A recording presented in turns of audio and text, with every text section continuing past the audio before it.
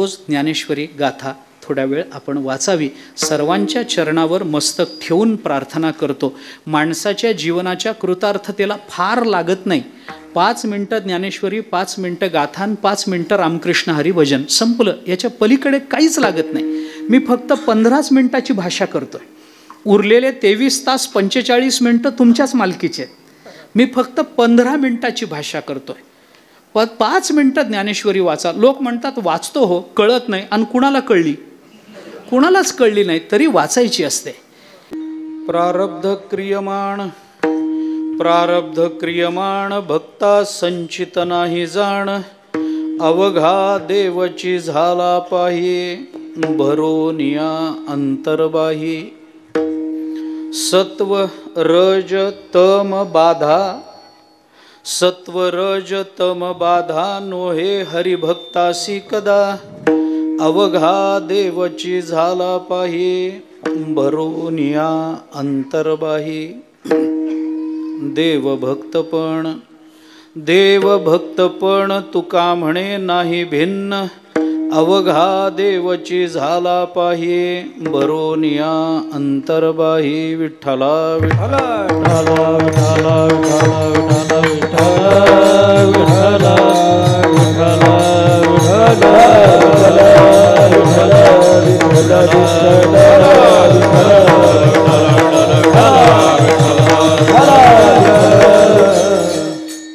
प्रारब्ध क्रियमाण भक्ता संचित नाही जाण. अवघा देवची झाला पाही भरोनिया अंतर्बाही. जगद्गुरु संत श्रेष्ठ श्री तुकाराम महाराज यांचा अत्यंत प्रसिद्ध, अत्यंत महत्त्वाचा असा अभंग आहे. या अभंगामधून तुकाराम महाराजांनी संत महात्म्यांचं वर्णन केलंय, संतांचं सामर्थ्य सांगितलंय, संतांचं जीवन दर्शन आपल्याला घडवलेलं आहे. चालू असणारा नाममहोत्सव वैकुंठवासी गुरुवर्य मदन महाराजांच्या 28व्या पुण्यतिथीच्या निमित्तानं संपन्न होतो आहे. महाराजांबद्दल मी आपल्याला काही बोलावं असं नाही. आपण त्यांच्या सन्निध राहिलेले, त्यांना पाहिलेली मंडळी आहात. वारकरी संप्रदायावर उपकार करणारी जी मंडळी होऊन गेली, वारकरी संप्रदायाचा उपकार ज्यांच्यावर झालाय ते असंख्य आहेत. पण संप्रदायावर ज्यांनी उपकार केले, ज्ञानोबाराय तुकोबारायांच्या अंतःकरणामध्ये त्यांना अपेक्षित असणारा परमार्थ पुढे चालावा याकरता ज्यांनी आपलं आयुष्य खर्ची घातलं, संतांच्या वचनानुसार आपलं जीवन घडवलं आणि आपलं जीवन लोकांच्या डोळ्यासमोर आदर्श रूपाने ठेवून तसं जीवन घडण्याच्या प्रेरणा जगामध्ये निर्माण केल्या, ज्यांच्या जीवनामध्ये संत वाङ्मय, शास्त्र आणि परमात्मा याला सोडून दुसरा विषयच नव्हता, ज्यांच्या अंतःकरणामध्ये जगत कल्याणाला सोडून दुसरी तळमळ नव्हती, आणि ज्यांना आपला देह कण कण फक्त समाजाला पारमार्थिक आनंद मिळावा याच्याकरता झटावा, झिजावा, संपावा असंच वाटत राहिलं, अशा संप्रदायावर उपकार करणाऱ्या अलीकडच्या महात्म्यांपैकी अग्रेसर नाव म्हणजे वैकुंठवासी गुरुवर्य मदन महाराजांचं नाव. मुमुक्षु पाठशाळेची निर्मिती करून त्यांनी संप्रदायावर एवढे अनंत उपकार करून ठेवले. वेदांताचं चिंतन संत वाङ्मयाच्या अनुषंगानं आणि संत वाङ्मयाचं चिंतन वेदांताच्या अधिकरणावर कसं मांडावं याचं शिक्षण देण्याचा कारखाना म्हणजे मुमुक्षु पाठशाळा आहे. या कारखान्यातून अनेक विद्यार्थी तयार झाले, ज्यांनी पुढे मोठमोठ्या पाठशाळा स्वतःच्या निर्माण केल्या, ज्यांनी समाजाच्या कल्याणाचं व्रत अंगीकारून या समाजातल्या अज्ञान निवृत्ती करता आपल्या संत वाङ्मयातून प्राप्त झालेल्या संत विचारांची पेरणी मनामनामध्ये केली. या सगळ्या संत वाङ्मयाच्या शास्त्रीय प्रसाराचं मूळ म्हणजे वैकुंठवासी मदन महाराज आहेत.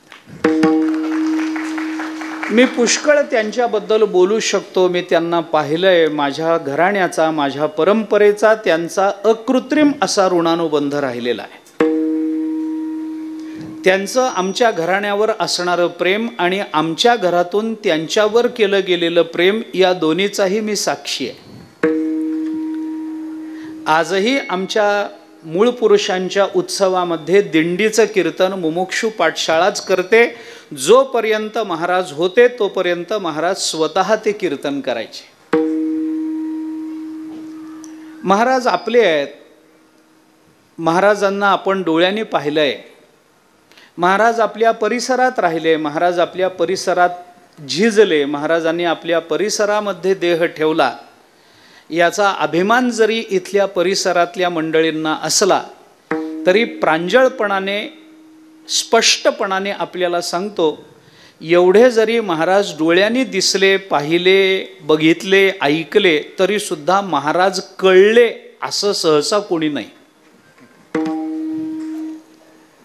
अतिशय वेगळं व्यक्तिमत्व होतं. त्यांच्या अंतरंगात चाललेल्या विचाराचा कुणाला सुगावा सुद्धा बाहेर कधी लागला नाही. त्यांना काय करायचं होतं, त्यांना काय म्हणायचं होतं हे कदाचित त्यांच्या वक्तव्यावरून जरी कळलं नाही तरी कालांतराने समजायचं की महाराज इतक्या दूर बघत होते. आणि तेव्हा माणसाला कळायचं आपण त्यावेळेला किती निर्बुद्ध होतो. इतकी दूरदृष्टी ठेवून महाराजांनी वेदांत विचाराची मांडणी करणारे विद्यार्थी त्या काळामध्ये निर्माण केले. वैकुंठवासी गुरुवर्य भाऊंचं नाव हे जर मी घेतलं नाही या कार्यक्रमामध्ये आणि महाराजांच्या पुण्यतिथीच्या महोत्सवामध्ये तर मला त्याचं पाप लागेल. पाप. भाऊंनी ती परंपरा फार पुढे नेली.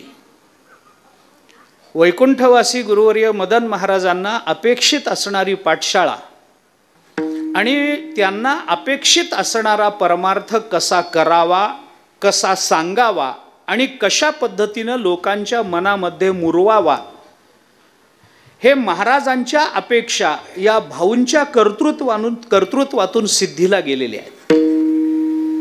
मी तुलना केली तर गैर ठरणार नाही आणि आपण कृपा करून ते गैर मानू नका. पण भगवान श्रीकृष्णांनी गीतेमध्ये सांगितलेलं तत्वज्ञान जोपर्यंत माऊलींच्या मुखातून व्यक्त झालं नाही तोपर्यंत भगवंताच्या शब्दाचा अर्थ सांगणारे खूप भेटले. पण भगवंताचं मनोगत सांगणारे जसे फक्त ज्ञानोबाराय होते तसं वैकुंठवासी गुरुवर्य मदन महाराजांचा शब्द ओळखून जगणारे पुष्कळ होते. पण मदन महाराजांचं मनोगत ओळखून बोलणारे फक्त भाऊ होते. विठ्ठला विठ्ठला विठ्ठला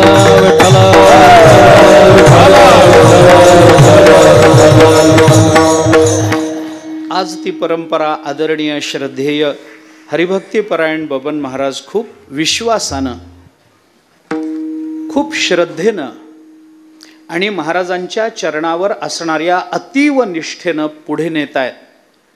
महाराजांचं मनोगत बबन महाराजही ओळखत आहेत. त्यांना अपेक्षित असणारा हा परमार्थ हा हळूहळू हळूहळू या परिसरामध्ये बबन महाराजांनी पुष्कळसा रुजवला.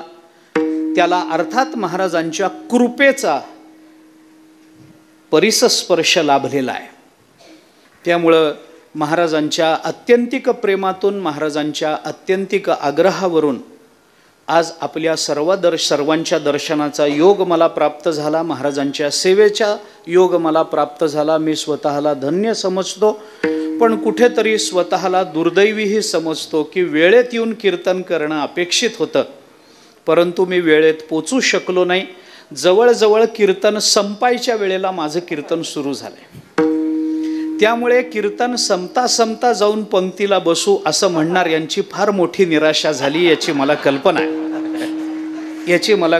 मी अंतःकरणपूर्वक त्यांची क्षमा मागतो की त्यांना नाईलाजानं इथून पुढं काही वेळ माझं कीर्तन आता ऐकावं लागेल, त्याच्याशिवाय पंक्ती बसणार नाही. परंतु आपल्या सर्वांची क्षमा मागतो. प्रारब्ध क्रियमाण हा अभंग आहे. प्रारब्धाबद्दल बोलायचं आहे आणि प्रारब्ध भंग करणं, प्रारब्ध मोडून काहीतरी करणं आणि प्रारब्धाची निवृत्ती होणं जर शक्यच होत नसेल तर आज मी इथं उशिरा येणं हेही प्रारब्ध आहे असं समजा आणि मला क्षमा करा. अधिक वेळ आपला घेणार नाही. जरी कीर्तन उशिरा सुरू झालेलं असेल तरी वेळेवर म्हणजे अगदीच 9ला संपवणार नाही. थोडा वेळ घेणार आहे, थोडा तब्येतीत बोलणार आहे. महाराजांच्या संबंधानं मी बोलणार आहे, त्यामुळे इथं तुकोबारायांच्या शब्दाचा आधार घेऊन बोलणं मला भाग आहे. संतांचं वर्णन करणं हे शब्दाच्या कक्षेच्या पलीकडचं असतं. तुकोबाराय बोलतात त्या पद्धतीनं शाब्दिकाचं काम तिथं नसतं. संतांचा महिमा तो बहुदुर्गम, शाब्दिकाचे काम नाही येथे असा शब्द पंडित जरी असला तरी तो संतांचं वर्णन करण्याच्या बाबतीमध्ये मात्र फारच अल्पज्ञ ठरत असतो. त्यामुळे आपल्याला संतांचं वर्णन करण्याची इच्छा असते आणि अंतःकरणामध्ये तेवढा विचार येत नाही, बुद्धीमध्ये तेवढा विचार येत नाही. तेवढं शब्द पांडित्य अथवा भाषेवरचं प्रभुत्व जर आपल्याजवळ नसेल तर संतांचं वर्णन करण्यासाठी सोपा उपाय एकच असतो, संतांचेच अभंग घ्यायचे आणि त्यांचंच वर्णन करायचं. म्हणजे आपल्याला त्याचा त्रास होत नसतो. आपला वेडेपणा, आपलं अज्ञानीपण हे त्या शब्दाच्या मागे लपून जातं. मला वर्णन करायचं आहे भक्ताचं, मला वर्णन करायचं आहे संतांचं, मला वर्णन करायचं आहे वैकुंठवासी गुरुवर्य महाराजांचं. पण तेवढं वर्णन करावं. अहो, लोक आम्हाला भेटतात महाराज, कीर्तन झाल्यावर आमच्या कीर्तनाचं प्रवचनाचं कौतुक करतात आणि असं सांगतात की महाराज किती छान बोलता आपण. असं वाटतं की रात्रभर ऐकतच बसावं, म्हणजे रात्रभर आम्ही मरावंच. रात्रभर तुमचं बोलणं आम्ही ऐकत राहावं, संपूच नाही असं वाटतं. किती छान बोलता, किती छान शब्द वापरता, असं बोलणारे अनेक लोक भेटतात. एरवी कीर्तन करताना, व्याख्यान करताना, एखाद्या विषयावर बोलताना आम्ही शब्दप्रभू जरी ठरत असलो तरी काही ठिकाणं अशी असतात की तिथं जाऊन बोलताना, त्या व्यक्तिमत्वाच्या संबंधानं बोलताना आमच्यासारखा शब्द दरिद्री या जगतामध्ये दुसरा कोणी सापडणार नाही. आणि अशी जी स्थानं असतात तिथं शब्दानं जर वर्णन करता येत नसेल तर सरळ एक काम करा, तुकोबारायांचे शब्द उधार घ्या, ज्ञानोबारायांचे शब्द ज्ञानेश्वरीमधून काढून घ्या आणि संतांकडे लावून टाका. हा सगळ्यात प्रशस्त मार्ग आहे. आणि त्या तुकोबारायांच्या शब्दाच्या आधारानं महाराजांच्या पुण्यतिथीच्या निमित्तानं आज मी इथं महाराजांच्या सेवेकरता म्हणून आपल्या सन्मुख उभा आहे. आज दत्त जयंती आहे. भगवान दत्तात्रयांचं चिंतन करताना 2 रूपानं ते केलं जातं. भगवान दत्तात्रय हे परमात्मा म्हणूनही अवताराला आले आणि भगवान दत्तात्रयाने आपल्या जीवनामध्ये जो परमार्थ केला त्या परमार्थामध्ये त्यांनी आपलं जीवन भक्त रूपानं सुद्धा जगताच्या समोर मांडलं. आपल्या संस्कृतीमध्ये 2 व्यक्तिमत्व अशी आहेत की त्यांचं देवत्व आणि त्यांचं संतत्व हे दोन्ही एकाच वेळेला एकाच व्यक्तिमत्वाच्या ठिकाणी अबाधितपणाने राहिलेलं आहे. त्याच्यात एक आहेत दत्त महाप्रभू आणि दुसरे आहेत मारुतीराय. मारुतीरायांना देव म्हणायचं का संत म्हणायचं? रामचंद्र प्रभूंचे भक्त होते म्हणून भक्तही संतही म्हणता येतं आणि मारुतीरायांना आपण परमात्माही म्हणतो. तसं दत्त महाप्रभूंना आपल्याला परमात्माही म्हणता येतं. आणि त्याच दत्त महाप्रभूंनी भागवतामध्ये 11 स्कंधात केलेल्या उपदेशानुसार ज्या 24 गुरूंचा विचार आपल्यासमोर ठेवला तिथं 24 गुरु करणारे हे भक्तही म्हणवले जाऊ शकतात, नाही का? आणि म्हणून सकाळी त्यांच्या अवताराचं जे कीर्तन झालं ते देव म्हणून झालं. आत्ता त्यांचं जे कीर्तन मी करतोय ते भक्त म्हणून करतो आहे. विठ्ठला विठ्ठला विठ्ठला.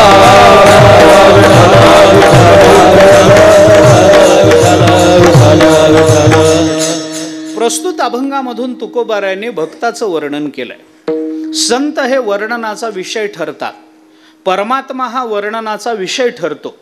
या जगतामध्ये वर्णन करावीत तर दोघांची करावीत, एकतर देवाचं करावं नाहीतर भक्ताचं संताचं करावं. तिसऱ्याचं वर्णन करून फार उपयोग होत नाही. जरा स्पष्ट बोलतो, निवडणुका होऊन गेल्या आहेत, जरा स्पष्ट बोलतो ऐका.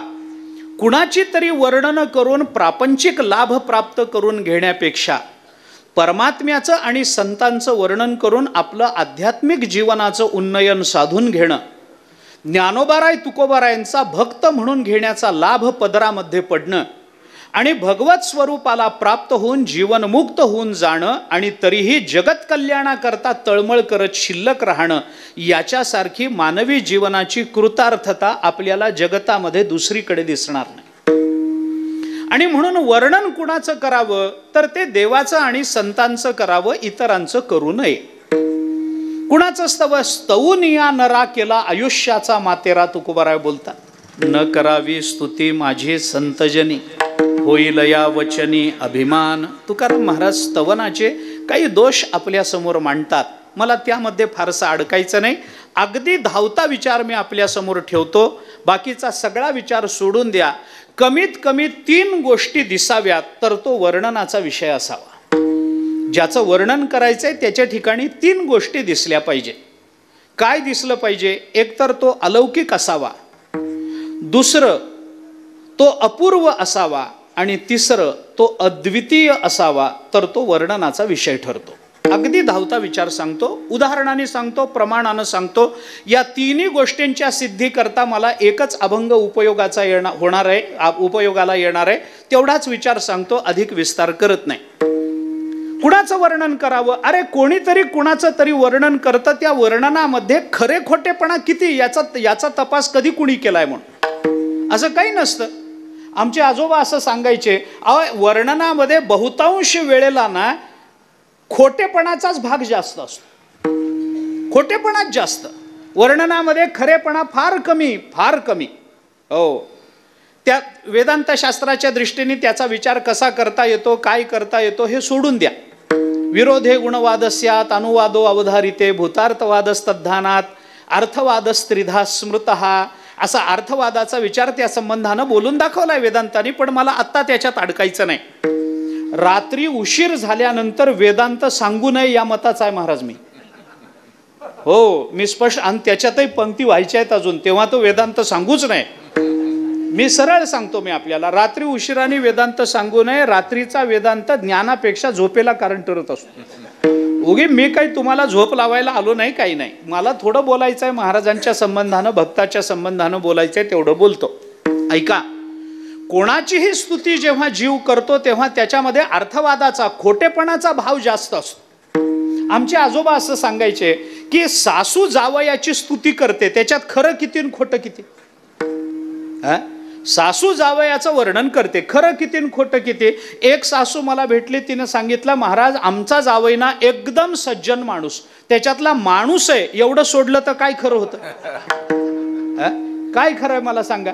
याला अर्थ नसतो.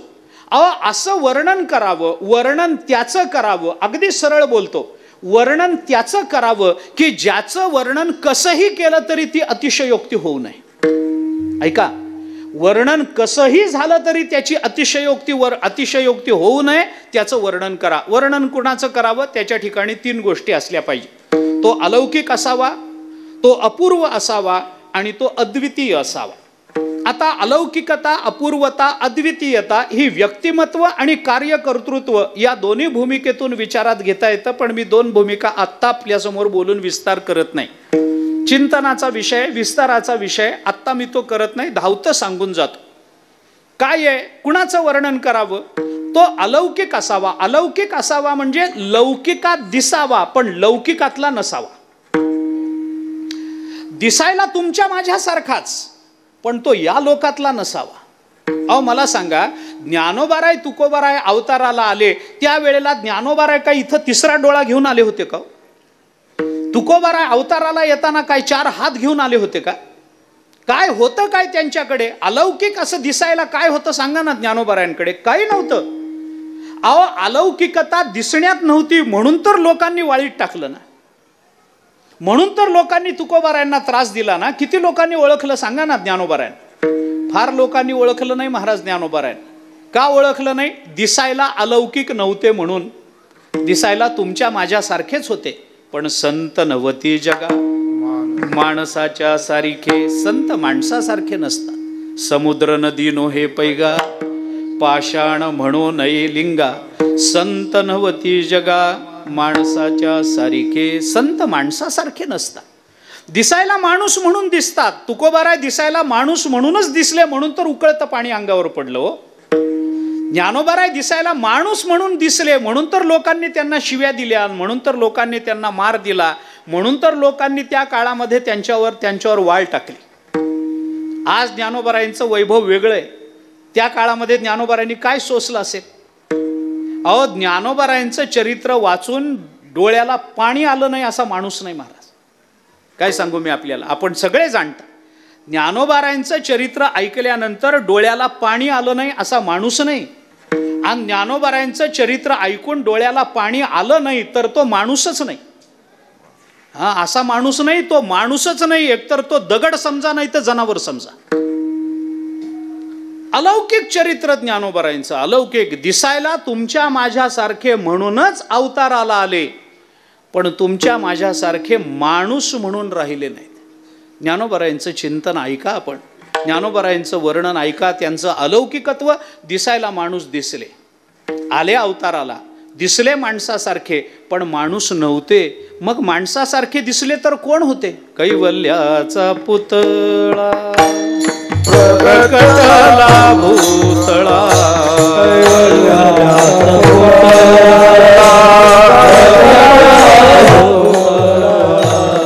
कैवल्याचा पुतळा प्रकटला भूतळा,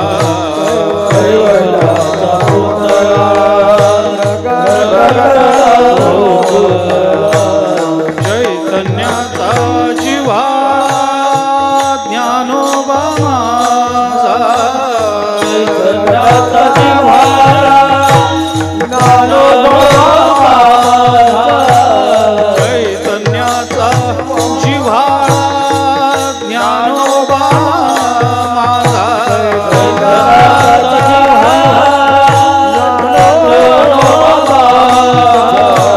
साधकाचा माया दर्शन हरे ताप, साधकाचा माया दर्शन हरे ताप, साधकाचा माया दर्शन हरे ताप, साधकाचा माया दर्शन हरे ताप. काही हरकत नाही. कैवल्याचा पुतळा प्रकटला भूतळा, चैतन्याचा जिव्हाळा ज्ञानोबा माझा. सगळी चरण बघा आपण. प्रकटला भूतळा हे लौकिक होतं, पण कैवल्याचा पुतळा हे अलौकिकत्व आहे. ते साधकाचे मायबाप झाले. मायबाप लौकिक असतात, पण दरुशने हरे ताप हे अलौकिक होतं. सगळ्या चरणामध्ये बघून घ्या, मला लावत बसायला वेळ नाही. ज्ञानोबाराय तुकोबाराय तुमच्या माझ्यासारखे अवताराला आले, पण ते लौकिक नव्हते. आम्ही वैकुंठवासी आलो याची कारणासी, बोलिले जे ऋषी साच भावे वर्ताया. आतापर्यंत असं कधी घडलं नाही. हेतू ठेवून अवताराला येणारे संत लौकिकात जरी येत असले तरी ते लौकिक नसतात, तुमच्या माझ्या पातळीवर उतरतात. ज्ञानोबाराय तुमच्या माझ्या पातळीवर येऊन बोलतात. तुकोबाराय तुमच्या माझ्या सारख्या भाषेमध्ये बोलतात, शिव्या देऊन बोलतात, हरकत नाही. पण संत आपल्या पातळीवर उतरतात. ती त्यांची पातळी सुटली म्हणून नाही, आपल्याला त्यांच्या पातळीवर नेण्याकरता आपल्या पातळीवर त्यांना यावं लागतं. नाहीतर आपला उद्धार करणारं या जगतामध्ये दुसरं कोणी नाही. ती त्यांची अलौकिकता आहे, म्हणून वर्णनाचा विषय ते होतात. दुसरा विचार मी आपल्याला सांगतो, जशी अलौकिकता असावी तशी अपूर्वता असावी. ज्ञानोबाराय तुकोबारायांच्या चरित्रामध्ये अपूर्वता आहे. आत्तापर्यंत देह घेऊन वैकुंठाला गेल्याचं उदाहरण दाखवा. आत्तापर्यंत भिंत चालली, उदाहरण दाखवा. आत्तापर्यंत रेडा वेद बोलला, दाखवा उदाहरण. बरं, आत्तापर्यंत जाऊ द्या, त्याच्या नंतर तरी उदाहरण दाखवा. 700 वर्ष होऊन गेली, रेडे बोलले, अनेक रेडे बोलले, पण वेद बोलले नाहीत. पण वेद बोलले नाहीत. रेडा बोलत नाही असं माझं म्हणणं नाही. रेडा बोलतो, घराघरात बोलतो, मला काही म्हणायचं नाही त्याचं, त्याबद्दल मला काहीच म्हणायचं नाही. पण ज्ञानोबारायांनी ज्या पद्धतीनं रेड्याला वदवून दाखवलं त्या पद्धतीचा रेडा वेद बोलला का मला सांगा. अहो, रेडेच काय म्हशी बोलत नाही. तुम्हाला वाईट वाटायला नको कोणाला. समानतेची दिवरणं द्यावी लागतात, असं चालत नाही जगाच्या पाठीवर. दोन्ही उदाहरणं द्यावी लागतात. आहे का कुठं प्राणी बोलला हे उदाहरण आहे का जगाच्या पाठीवर? भिंत चालली हे उदाहरण आहे का? त्याच्या पूर्वी तरी होतं का? त्याच्या नंतर तरी झालं का? मला सांगा ना. नाही महाराज. रेड्या मुखी वेद बोलविला, अपूर्वता. गर्वद्विजांचा हरिला, शांती रूपे प्रकटला ज्ञानोबा माझा. प्रकटला हे लौकिक आहे, पण शांती रूपे प्रकटला हे अलौकिक आहे. चालविली जड भिंती, हरली चांगयाची भ्रांती. मोक्ष मार्गीचा सांगाती ज्ञानोबा माझा. भिंत चालत नाही महाराज. जगाच्या पाठीवर भिंत चालल्याचं उदाहरण नाही. अनेक चमत्कार या जगतामधले घडले, पण भिंत चालण्याचा चमत्कार फक्त ज्ञानोबा आहे. रेड्यामुखी वेद बोलवण्याचा चमत्कार फक्त ज्ञानोबा. जगाच्या पाठीवर बुडवलेल्या वह्या कोरड्या तरुण आल्या. दाखवा ना मला उदाहरण, दाखवा ना उदाहरण. नाही ना महाराज, असं होत नाही. हाडाहाडातून विठ्ठल विठ्ठल विठ्ठल विठ्ठल आवाज आला. दाखवा उदाहरण मला दुसरं जगाच्या पाठीवर. चोखोबारायांसारखा अलौकिक भक्त या जगाच्या पाठीवर झाला नाही महाराज. गोरोबा काकांसारखा भक्त या जगाच्या पाठीवर झाला नाही. मला उदाहरणे देऊन लांबवायचं नाही. अरे जिनी गौऱ्या थापल्या तर गौऱ्यातून नामस्मरण यावं. दाखवा ना उदाहरण जगाच्या पाठीवर, दाखवा ना. असं होत नाही. ही सगळी अपूर्वता आहे. म्हणून चालविली जड भिंती, म्हणून रेड्यामुखी वेद बोलविला. त्याच्यानंतर मग ज्ञानोबारायांचा गवगवा झाला. ज्ञानोबाराय मोठे मोठे मोठे मोठे नंतर. आधी रेडा बोलला. म्हणून मी गंमत म्हणून सांगत असतो, ज्ञानोबाराय आधी रेड्याला कळले मग माणसाला कळले. आधी रेडा बोल म्हणल्याबरोबर बोलला आणि मग माणसं बोलायला लागली. केवढा चमत्कार, केवढा चमत्कार. त्या काळातला रेडा सुद्धा वाक्य पूर्ण करतच नाही. ऐका, म्हणून जिथं अपूर्वता आहे तिथं विचार करा, तिथं स्तुती करा. कुठे स्तुती करायची? अद्वितीयता. तिसरा विचार करा. उगी धावता विचार सांगतो, प्रमाण देतो, त्याला काही अगदी धावती प्रमाण आहेत, मी विस्तार करतच नाही. अद्वितीयता जिथे असते. अद्वितीयता म्हणजे दुसरं दिसतं पण तसं नसतं, याला अद्वितीय. दुसरं नसतंच असं नाही, दुसरं दिसतं पण तसं नसतं. माझ्या दृष्टीने ती अद्वितीयता. ज्ञानोबारायांची अद्वितीयता सांगू मी आपल्या. गीतेवर आत्तापर्यंत किती टीका झाल्या? संस्कृतात झाल्या, मराठीत झाल्या, हिंदीत झाल्या, इंग्रजीत झाल्या, तमिळमध्ये झाल्या, कानडीत झाल्या, तेलुगूत झाल्या. किती टीका झाल्या असतील? हजारोनी टीका गीतेवर आत्तापर्यंत झाल्या असतील. पण ज्ञानेश्वरी सारखी टीका सांगा, सांगा आहे? बाकीच्या टीका देवाच्या शब्दाचा अर्थ सांगतील. ज्ञानोबाराय मनोगत बोलतात. देवाचे मनोगत तू दावीत अहमासी मूर्त. ज्ञानोबाराय बोलतात ना. निवृत्तीनाथ महाराज कौतुक करतात. बाकीच्या टीका आम्हाला ब्रह्म दाखवतील नाही असं नाही, आम्हाला ब्रह्मस्वरूपता प्राप्तही करून देतील, पण सबंध ब्रह्म साम्राज्य प्रकाशित करण्याचं सामर्थ्य ज्ञानेश्वर. ब्रह्म साम्राज्य दीपिका,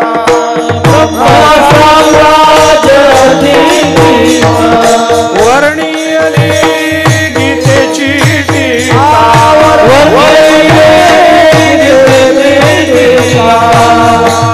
विठोबाचा प्राण सखा ज्ञानोबा माझा.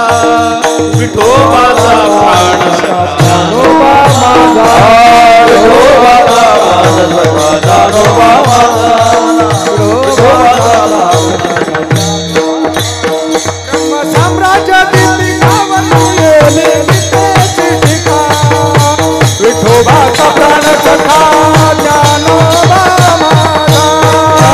ब्रह्म साम्राज्य दीपिका, वर्णियली गीतेची टीका, विठोबाचा प्राण सखा ज्ञानोबा माझा. नाथ महाराज ज्ञानोबारायांचं वर्णन करतात. तो सगळा अभंग सगळ्यांना परिचित असणार आहे. आपण बघून घ्या. त्याच्यामध्ये नाथ महाराजांनी या 3 गोष्टी सांगितल्या. म्हणून कमीत कमी या 3 गोष्टी जिथे आहेत तिथं वर्णनाचा विषय होतो. प्रस्तुत अभंगामधून तुकोबाराय आपल्याला या 3 भूमिका सांगतात. मला अभंगाकडे प्रवृत्त झालं पाहिजे. 3 भूमिका तुकोबारायांनी सांगितल्या. अगदी अभंग सरळ आणि स्पष्ट सांगायचा झाला तर पहिल्या चरणामध्ये अलौकिकता, तिसऱ्या चरणामध्ये अपूर्वता आणि शेवटच्या चरणामध्ये अद्वितीयता सांगून तुकोबाराय भक्ताचं वर्णन करतात. हे भक्त कोण आहेत? प्रारब्ध क्रियमाण भक्ता संचित नाही जाण. कारण असं आहे महाराज, ही अलौकिकता आहे. अहो, या जगतामध्ये जो जन्माला येतो त्याला लौकिक अर्थानं या जगताचे नियम पाळावे लागतात. हा लोक कर्मे बांधला, ज्ञानोबराय बोलतात भगवंताच्या मुखातून, ज्ञानेश्वरी वाचा आपण. हा लोक कर्मानं बांधला गेलेला आहे, कर्माच्या नियमानं बद्ध आहे. आपण जिथे जातो तिथले नियम आपल्याला पाळावे लागतात, आहे ना. मी तुमच्याकडे पाहुणा म्हणून जर आलो तर तुमच्या घराचे जे नियम आहेत ते मला पाळावे लागतील. तुम्ही माझ्याकडे पाहुणा म्हणून आलात तर माझ्या घराचे जे नियम आहेत तुम्हाला आपल्याला पाळावे लागतील ना. मी एखाद्या वारकऱ्याच्या घरामध्ये जर पाहुणा म्हणून गेलो तर वारकरी संध्याकाळी हरिपाठ करतो, पाहुण्याला हरिपाठाला बसावं लागेल. हा, बसावं लागेल. वारकऱ्याच्या घरामध्ये जो काही सात्विक आहार आहे तो त्याला घ्यावा लागेल. पाहुणा जरी असला तरी तो तर पाहुणा म्हणाला नाही तुम्ही वारकरी आहात पण मी जरा दारू पितो, चालत नाही, असं चालत नाही. ज्या घरामध्ये आपण जातो, बरं हे जग इतकं विचित्र आहे महाराज, या जगतामध्ये कोणी जरी आलेला असला तरी याला या जगताच्या नियमाने त्याला बद्ध व्हावं लागतं. कोणी असू दे, परमात्मा या इथं अवतार आला तर त्यालाही या इथं त्याचे नियम पाळावे लागतात या जगताचे. म्हणून तुकोबारायांनी विचार जो सांगितला तेवढाच मी विचार आपल्या समोर बोलतो, ऐका.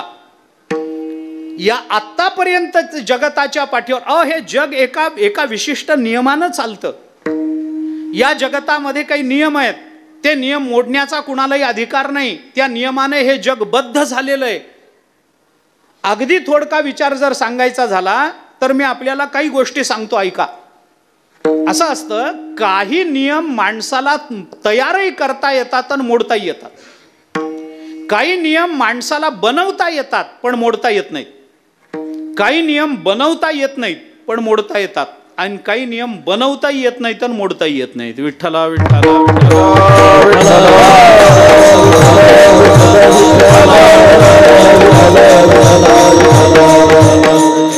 ऐका, काही नियम बनवता येतात आणि मोडताही येतात. आता काय उदाहरण सांगून वेळ घ्यायचा, एका वाक्यात उदाहरण सांगतो. काही नियम माणसाला बनवता येतात आणि मोडता येतात. उदाहरण, 31 डिसेंबरला रात्री केलेला नियम बनवता येतो आणि 1 जानेवारीला सकाळी मोडता येतो. त्याचं काही नसतं. उद्यापासून तंबाखू बंद, 31 डिसेंबरला रात्री नियम केला जातो आणि 1 जानेवारीला सकाळी उठल्याबरोबर पहिलं काम केलं जातं तंबाखू खाणे. बस, नियम करता येतो, मोडता येतो, त्याचा विचार करूच नका. काही नियम माणसाला बनवता येतात पण मोडता येत नाही. उदाहरण सांगू, आपलं संविधान आपल्यापैकीच असणाऱ्या एका महापुरुषाने ते निर्माण केलं. नियम करताना बनवता आले. हे नियम बनवले या देशाकरता बनवले, या जगताच्या या देशाच्या नियमनशीलतेकरता बनवले, या जगताच्या शिस्तीकरता बनवले, या जगतातल्या प्रत्येक घटकाचा विचार करून नियम बनवले. संविधान म्हणजे काय? नियमावलीच आहे ना हो. कायदा म्हणजे काय? नियमावलीच आहे. आपल्याच महापुरुषांनी बनवले, प्रश्न त्याचा नाहीच आहे. नियम बनवता आले, आता मोडून दाखवा बरं. मोडता येतात? नाही, तुम्हाला दंड करावा लागेल, भोगावा लागेल, तुम्हाला शिक्षा भोगावी लागेल त्याची. नियम जरी बनवता आले तरी ते मोडण्याचा आपल्याला अधिकार नाही आहे, हे लक्षात घ्या. काही नियम बनवता येत नाहीत पण मोडता येतात. काही नियम आता थंडीच्या दिवसात थंडी पडावी की पडू नये हा नियम आपल्याला बनवता येतो का?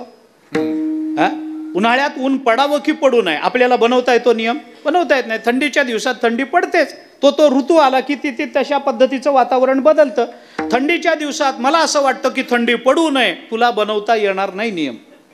पण नियम जरी बनवता आला नाही, थंडी जरी खूप पडली तरी एखादं कांबळं पांघरून घेऊन आपल्या पुरतं गरम राहता येतं ना, आपल्या पुरतं राहता येतं ना, राहता येतं. पावसाळ्यात पाऊस पडावा की पडू नये ठरवता येत नाही, पण पाऊस पडत असेल तर छत्री घेऊन जा, आपल्या पुरते आपण न भिजता राहू शकतो. आपल्या पुरते आपण निदान काही स्वेटर वगैरे घालून, कांबळं वगैरे पांघरून, तेवढ्या गोंगडं वगैरे पांघरून तेवढ्या पुरतं गरम राहू शकतो. आपल्या पुरतं AC लावून घरामध्ये राहू शकतो, बाहेर किती ऊन पडलं तरी. हे नियम बनवता येत नाहीत पण आपल्या मर्यादेत आपल्याला मोडता येतात. आणि काही नियम असे आहेत ते बनवताही येत नाहीत आणि ते मोडताही येत नाहीत. याला कर्माचे नियम म्हणतात. विठ्ठला विठ्ठला.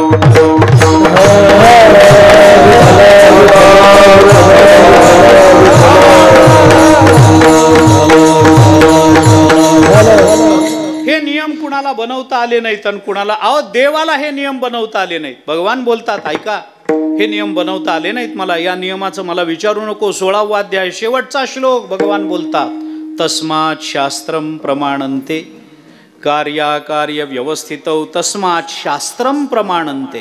कार्य काय अकार्य काय मला ठरवता येत नाही अर्जुना. तैसे कार्याकार्य विवेकी शास्त्रेची करावी पारखी अकृत्य ते कुडे लोकी वाळावेगा. तैसी कृत्याकृत्य व्यवस्था 17व्या अध्यायाचा शेवट. अनुष्ठा सुरुवात. अनुष्ठावया पार्था शास्त्रची एक सर्वथा प्रमाण तुझ.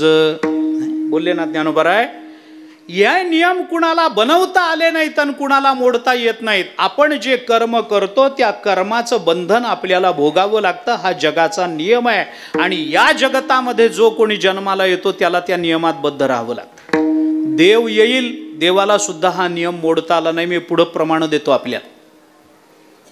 लौकिकामध्ये ह्या जो हे जग बनवतानाच तसं बनवलं. जगद्गुरु शंकराचार्यांनी ब्रह्मसूत्राच्या 2ऱ्या सूत्रावर भाष्य करत असताना ही भाषा बोलून, जन्माद्यस्य यतः या सूत्रावर भाष्य करताना आचार्यांची पंक्ती पहा आपण. या जगताचं वर्णन केलंय आचार्यांनी. अस्य जगतः नामरूपाभ्याम व्याकृतस्य अनेक कर्तृभोक्तृ संयुक्तस्य प्रतिनियत देश काल निमित्त क्रिया फलाश्रयस्य मनसापि अचिंत्य रचना रूपस्य जन्मस्थितिभंगम सर्वज्ञात सर्वशक्तेः यत्कारणात तद्ब्रह्म. आचार्य बोलून दाखवतात. काय भाषा वापरली? मनसा अपि अचिंत्य रचना रूपस्य. हे जग मोठं विचित्र आहे, पण हे जग कसं चालतं, कशाने चालतं? देश काल निमित्त क्रिया आणि त्याचं फल. देश काल निमित्त क्रिया आणि फल. देशानुसार फल, कालानुसार फल, निमित्तानुसार फल, भावानुसार फल, प्रत्येकानुसार वेगळं फल या जगतामध्ये ज्या जगाला भोगावं लागलेलं आहे. आम्ही कर्म केलं आणि कर्मातून सुटून गेलो असं या जगतामध्ये आत्तापर्यंत कधीही घडलेलं नाही. भोगावं तर लागेल. ते कसं भोगावं लागेल आणि कुठं भोगावं लागेल याचे खुलासे, याचे तपशील नंतर देतो मी आपल्याला हवे असतील तर. पण भोगावं लागेल ही गोष्ट नक्की आहे ना. भोगावं लागेल. अवश्य भावी भावानाम अवश्यमेव भोक्तव्यम प्रतिकारो भवेद यदि. एक, अवश्यम भावी भावानाम प्रतिकारो भवेद यदि तदा दुःखैर्न लिप्येरन नल राम युधिष्ठिरा. पंचदशीताला विचार. अवश्यमेव भोक्तव्यम कृतम कार्य शुभाशुभम ना भुक्तम क्षीयते कर्म कल्पकोटी शतैरपी. शास्त्र पुष्कळ बोलतं. मी कशा करता बोलतो? मला बाकीचं लांबवायचं नाही आहे. अलौकिकत्व सांगत असताना प्रारब्धाचा विचार सांगितला आणि तुकोबाराय सांगतात की संतांना, भक्ताला या जगतामध्ये प्रारब्ध क्रियमाण आणि संचित नसतं. हे तुकोबारायांना बोलायचं. त्याकरता म्हणून मी हे बोलतो. अवश्यमेव भोक्तव्यम. अरे आपण केलेलं आपल्याला भोगावंच लागतं, सुटूच शकत नाही. कोण आहे सुटलेला मला दाखवा. लोकांना कळत नाही. लोक आम्हाला येऊन भेटून सांगतात, महाराज बघा ना हो, आम्ही काही गावाच्या भानगडीत कधी पडलो नाही, कधी काही केलं नाही. आपण बरं, आपली ज्ञानेश्वरी बरी, गाथा बरा. मी गावात बाहेरही पडत नाही महाराज, घरात बसतो दिवसभर ज्ञानेश्वरी वाचतो, कधी गावाच्या भानगडीत पडलो नाही, कुणाच्या आद्यात नाही, कुणाच्या मध्यात नाही. आमच्या वाट्याला बघा हे कसं आलं. लोक बोलतात. मग आम्ही त्यांना सांगतो, बाबा तुमचं म्हणणं खरं आहे, तुम्ही आत्ता कुणाच्याच आध्यात मध्यात नाहीत हे खरं आहे, पण मागच्या जन्मात सगळ्याच्या मध्यात तुम्हीच होता म्हणून आत्ता तुम्हाला हे भोगावं लागतं.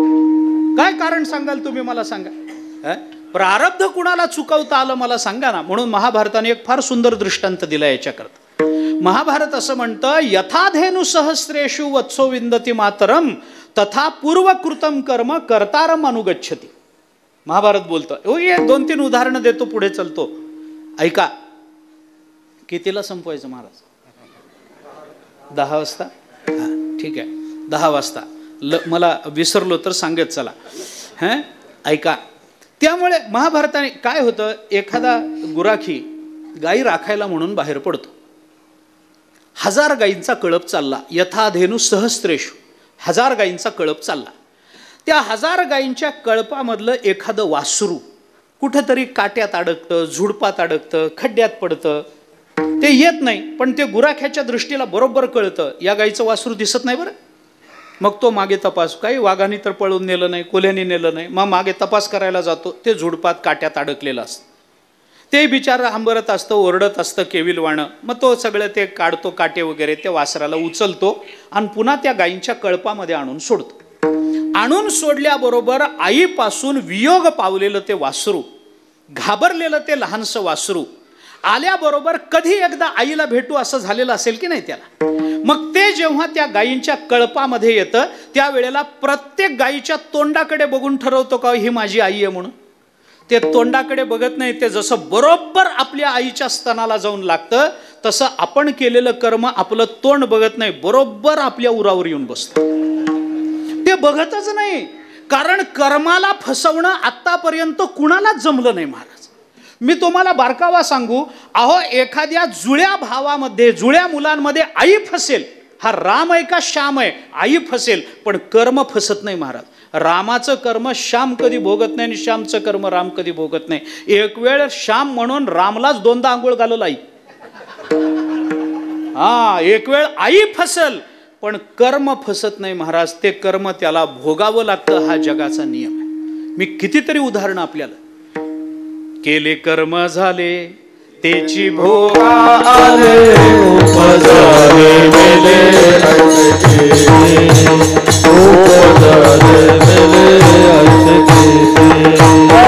केले कर्म झाले भोगा आले, उपजले मेले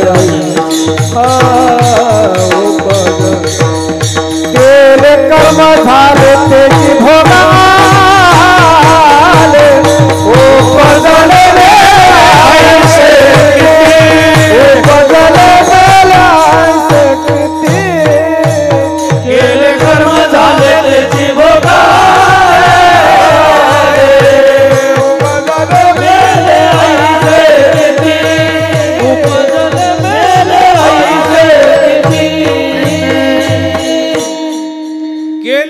झाले. नाथ महाराजांचा हरिपाठ बघा.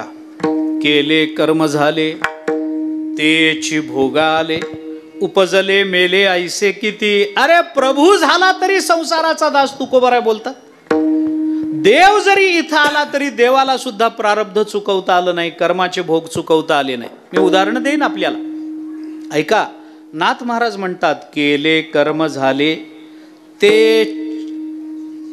नाही, तेची भोग आले. तेची हा च फार महत्वाचा आहे, आणि तो च नुसता महत्वाचा नाही, तो सगळ्या चरणात महत्वाचा आहे. मी चरण सांगतो आपल्याला. केले कर्म झाले तेची हा च काढा आणि सगळीकडे लावा. केलेलंच कर्मच आपल्यालाच भोगावंच लागतच, सगळीकडे लावा. कोण सुटलं याच्यातून मला सांगा, कोण सुटलं? सुटत नाही महाराज. आपलं कर्म आपल्याला भोगावं लागतं. मी कितीतरी बारकावे प्रारब्धाच्या अनुषंगानं आपल्याला सांग, प्रारब्धाच्या अनुषंगाने कितीतरी सांग. काय सांगू तुम्हाला, उदाहरणं किती सांग. केले कर्म झाले तेच आपल्याला भोगावं लागतं. तसं नाही भोगावं लागत, तेच भोगावं लागतं. काय झालं, गंमत म्हणून सांगतो ऐका. बघा कर्म कसं असतं. एका घरातल्या म्हाताऱ्या माणसाला त्या घरातला मुलगा आणि त्याची बायको सून दोघंही कंटाळले. त्यांना वाटायला लागलं म्हातारा आता लवकर संपावा, किती दिवस याचं करायचं. त्याला एका खोलीत ठेवलं, तिथंच ताट द्यायचं जेवणाचं. पोरं त्याच्याजवळ जाईनात, सून चौकशी करत नाही, पोरगा चौकशी करत नाही. म्हाताराही कंटाळला होता, पण प्रारब्ध कुणाला चुकवता येईल हो. काय करावं, कसं करावं. मुलगा कंटाळला, सून कंटाळली, काय करावं. एके दिवशी कामावरून आल्यानंतर त्या मुलाने, त्या नवऱ्याने आपल्या बायकोला सांगितलं, बघ म्हणे एक काम करतो, मला तर आता आलाय कंटाळा. ती म्हणली होय हो, मला यांचा कंटाळा आला. मग काय करायचं काय. मुलगा म्हणाला काही नाही, यांना वृद्धाश्रमात सोडून येतो. बायको म्हणाली फार चांगला विचार, असा विचार तुम्हाला सुचला किती जन्माचं पुण्य आहे. बापाला वृद्धाश्रमात सोडून येतो म्हणता, किती जन्माचं पुण्य तुम्ही केलं म्हणून असा विचार तुम्हाला सुचला, अवश्य सोडून या. पोरांनी त्या बापाचे कपडे बिपडे एका बोचक्यामध्ये भरले, बापाला घेतलं आणि गेला वृद्धाश्रमात. वृद्धाश्रमात नेऊन सोडलं. काय असतं, म्हातारी माणसं मांजर तुम्ही किती लांब सोडून या, किती लांब सोडून या. आपण घरी यायच्या आत आपल्या स्वागताला हजर. तुम्ही म्हणजे मी काही थट्टा करत नाही, त्यांची स्मरणशक्ती चांगली असते असं मी सांगतोय आपल्याला. म्हातारे झाले तरी स्मरणशक्ती असं मी आपल्याला सांगतोय, आपण गैरअर्थाने घेऊ नका. किती आमच्याकडे महाराज एका माणसाने मांजर पाळलं. मांजर झालं म्हातारं, त्याला चालता येईना, पळता येईना, ते एका जागी बसून राहायला लागलं. तो घरात ज्याने पाळलं होतं तो कंटाळला. त्याला वाटलं हे मांजर आता घरातून काढलं पाहिजे, म्हणून त्याने त्या मांजरीला एका पोत्यामध्ये गुंडाळलं, सायकलला अडकून लांब जंगलामध्ये गेला आणि रस्ता चुकला. मांजरीच्या मागे आला तेव्हा घर सापडलं. हा असं होतं ना. आता हा म्हणाला मी सोडून येतो बापाला. कुठलं सोडून येतो, हा घरी यायच्या तर बाप घरी हजर. काय करावं कळे ना. 8-10 दिवस पुन्हा विचार केला आणि एके दिवशी ऑफिसमधून आल्यावर त्याने आपल्या बायकोला सांगितलं आता शेवटचा उपाय. ते म्हणले काय करता म्हाताऱ्याचं. काय नाही म्हणे, एक काम करतो, यांना काशी यात्रेचं निमित्त करून काशीला घेऊन जातो आणि देतो गंगेत ढकलू. जाऊ दे मरू दे, कंटाळा आला आता. ते म्हणाले मी 16 सोमवार केले त्याचं हे फळ आहे. तुमच्यासारखा नवरा मला मिळाला. काय अद्वितीय विचारसरणी, केवढा अलौकिक लांबचा विचार करता. जा म्हणे जा. म्हातारा तो मुलगा बापाकडे गेला म्हाताऱ्याकडे आणि त्याला सांगितलं बाबा तुम्ही काशीला जायचं म्हणत होते ना, चला निघू आपण. म्हाताऱ्याला कळे ना, रोज ऑफिसमधून आल्यावर शिव्या घालणारा मुलगा आज काशीला जायचं विचारतो, ही गंगा उलटी कशी वाहत आली इथंच. म्हाताऱ्याच्या लक्षात आलं. तो म्हणाला तोही कंटाळलाच होता. अहो एवढे शिव्या शाप खाऊन त्या घरामध्ये जगणार कोणत्या माणसाला आनंद वाटेल मला सांगा ना. मुलं जवळ येत नाहीत, नातवंड जवळ येत नाहीत, कोणी नीट धड बोलत नाही, धड जेवण मिळत नाही. ज्या माणसाने आपल्या हाडाची काडं करून रक्ताचं पाणी करून ते घर उभं केलेलं असतं, त्याच घरामध्ये त्याचा अपमान होत असेल तर म्हाताऱ्या माणसाला तरी काय आनंद राहतो त्या घरामध्ये राहण्याचा आणि जगण्याचा. संभावितस्यच्या कीर्तिर्मरणादतिरिच्यते, मरण परवडतं अशा लोकांना. तो म्हणाला हरकत नाही, गंगेला जायचं ना, चला मी बॅग भरतो. पोरगा म्हणाला बॅग काय, ज्याला परत आणायचंय त्याला बॅग लागते, ज्याला आणायचंच नाही त्याला बॅग काय करायची. तो म्हणाला नाही नाही बॅग काय करायचं, जाऊ आपण. तो म्हणाला नाही मला लागेल. त्याने ते रेल्वेमध्ये बसले. रात्री 2 वाजता रेल्वे पोचली काशीमध्ये. काशीमध्ये पोचली. आता पोराने असा विचार केला की आता कुठंतरी जायचं. बाप म्हणाला कुठल्या तरी धर्मशाळेत राहू, सकाळी उठू, गंगा स्नान करू, विश्वेश्वराचं दर्शन करू, संध्याकाळच्या गाडीनं परत येऊ. आता पोराला वाटलं हा परतीची भाषा करायला लागला ना. पोरगं म्हणाला असं नाही बाबा, सकाळी कुठं जाता, काशीचा नियम आहे, ज्या वेळेला काशीत आलं त्या वेळेला गंगा स्नानाला. यांना शास्त्र एक बरं माहिती असतं, त्या वेळेला स्नानाला. पोराने विचार केला आता सकाळी उठून गंगेवर जाऊन जर यांना ढकलून दिलं तर गंगेवर स्नान करणारे हजारो भाविक असतात, कुणीतरी हात धरून बाहेर काढलच ना वाहत जाणाऱ्या माणसाला. आता गंगा निर्मनुष्य रात्री 2 वाजता. आता नेऊन ढकलून दिलं, आरडाओरडा केला तर सगळी माणसं घराघरामध्ये झोपलेली. गंगा निर्मनुष्य घाट सगळा, नेऊ कुठंतरी देऊ ढकलून. तो म्हणाला नाही नाही आत्ताच जायचं स्नानाला. बरं, बापाला घेऊन गंगेवर रात्री 2 वाजता स्नानाला गेलो पोरग. बाप तरी म्हणाला मी काठावर बसून आंघोळ करतो तुझं. तो म्हणला नाही नाही, शास्त्र आहे, तीर्थस्नानाचं पुण्य मिळायचं असेल तर तीर्थाचं पाणी नाभीप्रमाण पाणी लागतं, आपल्या नाभीपर्यंत पाणी असावं लागतं. गुडघाभर पाण्यात बसून पुण्य मिळत नाही, कमीत कमी नाभीप्रमाण पाणी लागतं. चला मध्ये मी आहे ना, तुम्ही का काळजी करता. बाप म्हणाला तू आहेस म्हणून तर काळजी करतो, दुसरा असता तर आनंदानं स्नान करून आलो असतो, तू आहेस म्हणून तर भीती वाटते. नाही नाही मी आहे. चला, बापाला हाताला धरलं, गंगेत नेलं, नाभी झालं, छातीपर्यंत पाणी आलं, गळ्यापर्यंत पाणी आलं, कानापर्यंत पाणी चढलं. बाप म्हणाला आता करून नाही, थोडं पुढं चला, थोडं जरा स्वच्छ पाणी आहे, स्वच्छ पाणी आहे. थोडं पुढं नेलं, बघितलं प्रवाह वेगाचा आहे, खोल पाणी आहे. आता ढकलून दिलं तर बाप परत यायची शक्यता नाही. तिथपर्यंत गेला, बापाला तिथपर्यंत नेलं. आता ढकलायचं म्हणून त्या बापाच्या खांद्याला धरलं, ढकलून देणार. बापाच्या अंगात काय ताकद आली देव जाणे. त्यांनी त्याचे जे 2 हात धरून ठेवले, सोडता सोडाना महाराज. हात धरून ठेवले महाराज, सोडता सोडना, काय करावं. पोरग कंटाळत ते म्हणाल, बाबा सोडा तुम्ही माझे हात, मी तुम्हाला ढकलून द्यायला आणलंय, आम्हाला नकोय तुम्ही आमच्या घरामध्ये, आम्ही कंटाळलो तुम्हाला, मला ढकलून द्यायचंय तुम्हाला. बाप म्हणाला, खुशाल ढकल, मला तरी तुझ्या घरामध्ये राहून अपमानित जीवन जगण्यापेक्षा मरण परवडतं, गंगेत मेलो तर मोक्ष तरी मिळत. काय तुझ्या घरामध्ये, मलाही जगायचं नाहीच आहे, मग सोडा ना माझे हात. बाप म्हणाला, माझी शेवटी तेवढी मान्य कर, शेवटी एक मागतो तेवढं दे. पोरग म्हणाला, आता काय मागता, आता कसली.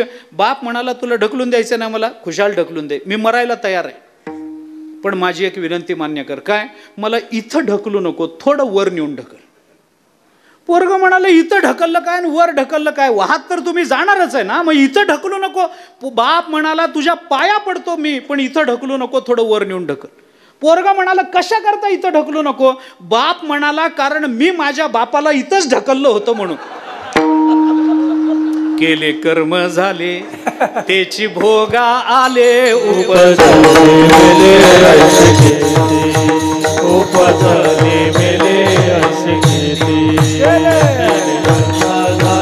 त्याची भोगा आले,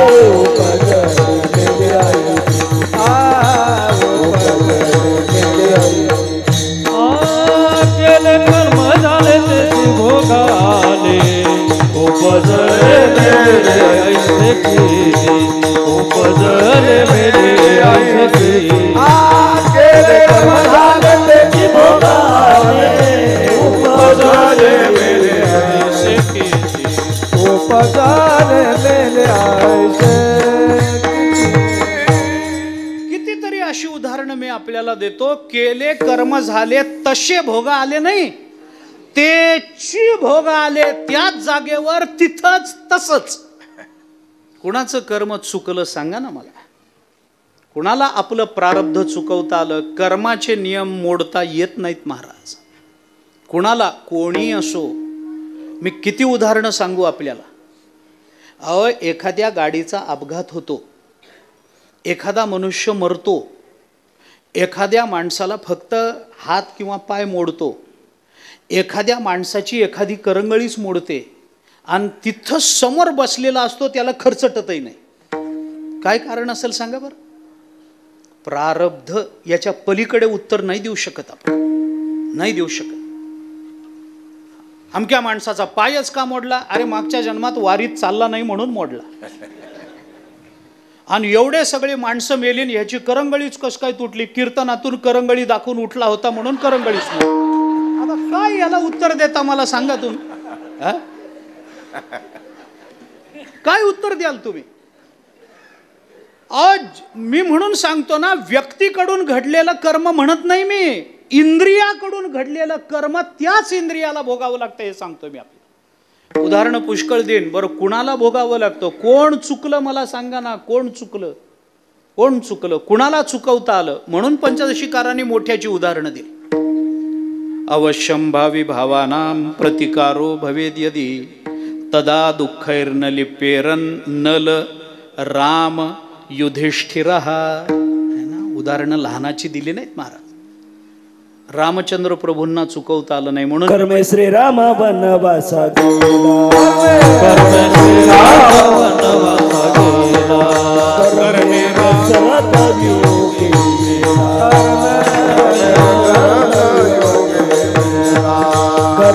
रावण जय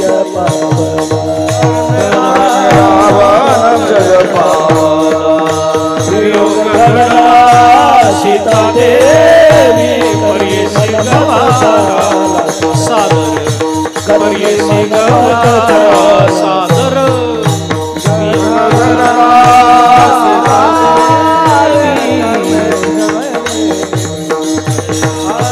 पर्यसी गवारा सादर. कर्मे श्रीराम वनवासा गेला, कर्मे रावण जय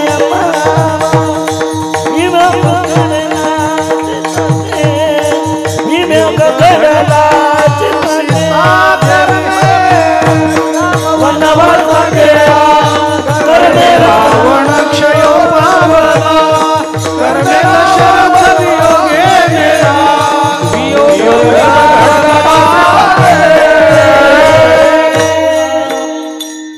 ज्ञानोबरायांचा अभंग आहे. ज्ञानोबराय बोलतात, सगळी मोठ्याची उदाहरणं ज्ञानोबरायांनी दिली. परियेसी गव्हारा सादर, कर्मे निर्वंश झाले सगर, भिल्ले विंधिले शारंगधर, झाला पुरंदर सहस्त्रनयन, कर्मे मनमथ झाला सेरा. किती उदाहरणं दिली. त्याच्यामध्ये देवाचं उदाहरण दिलं.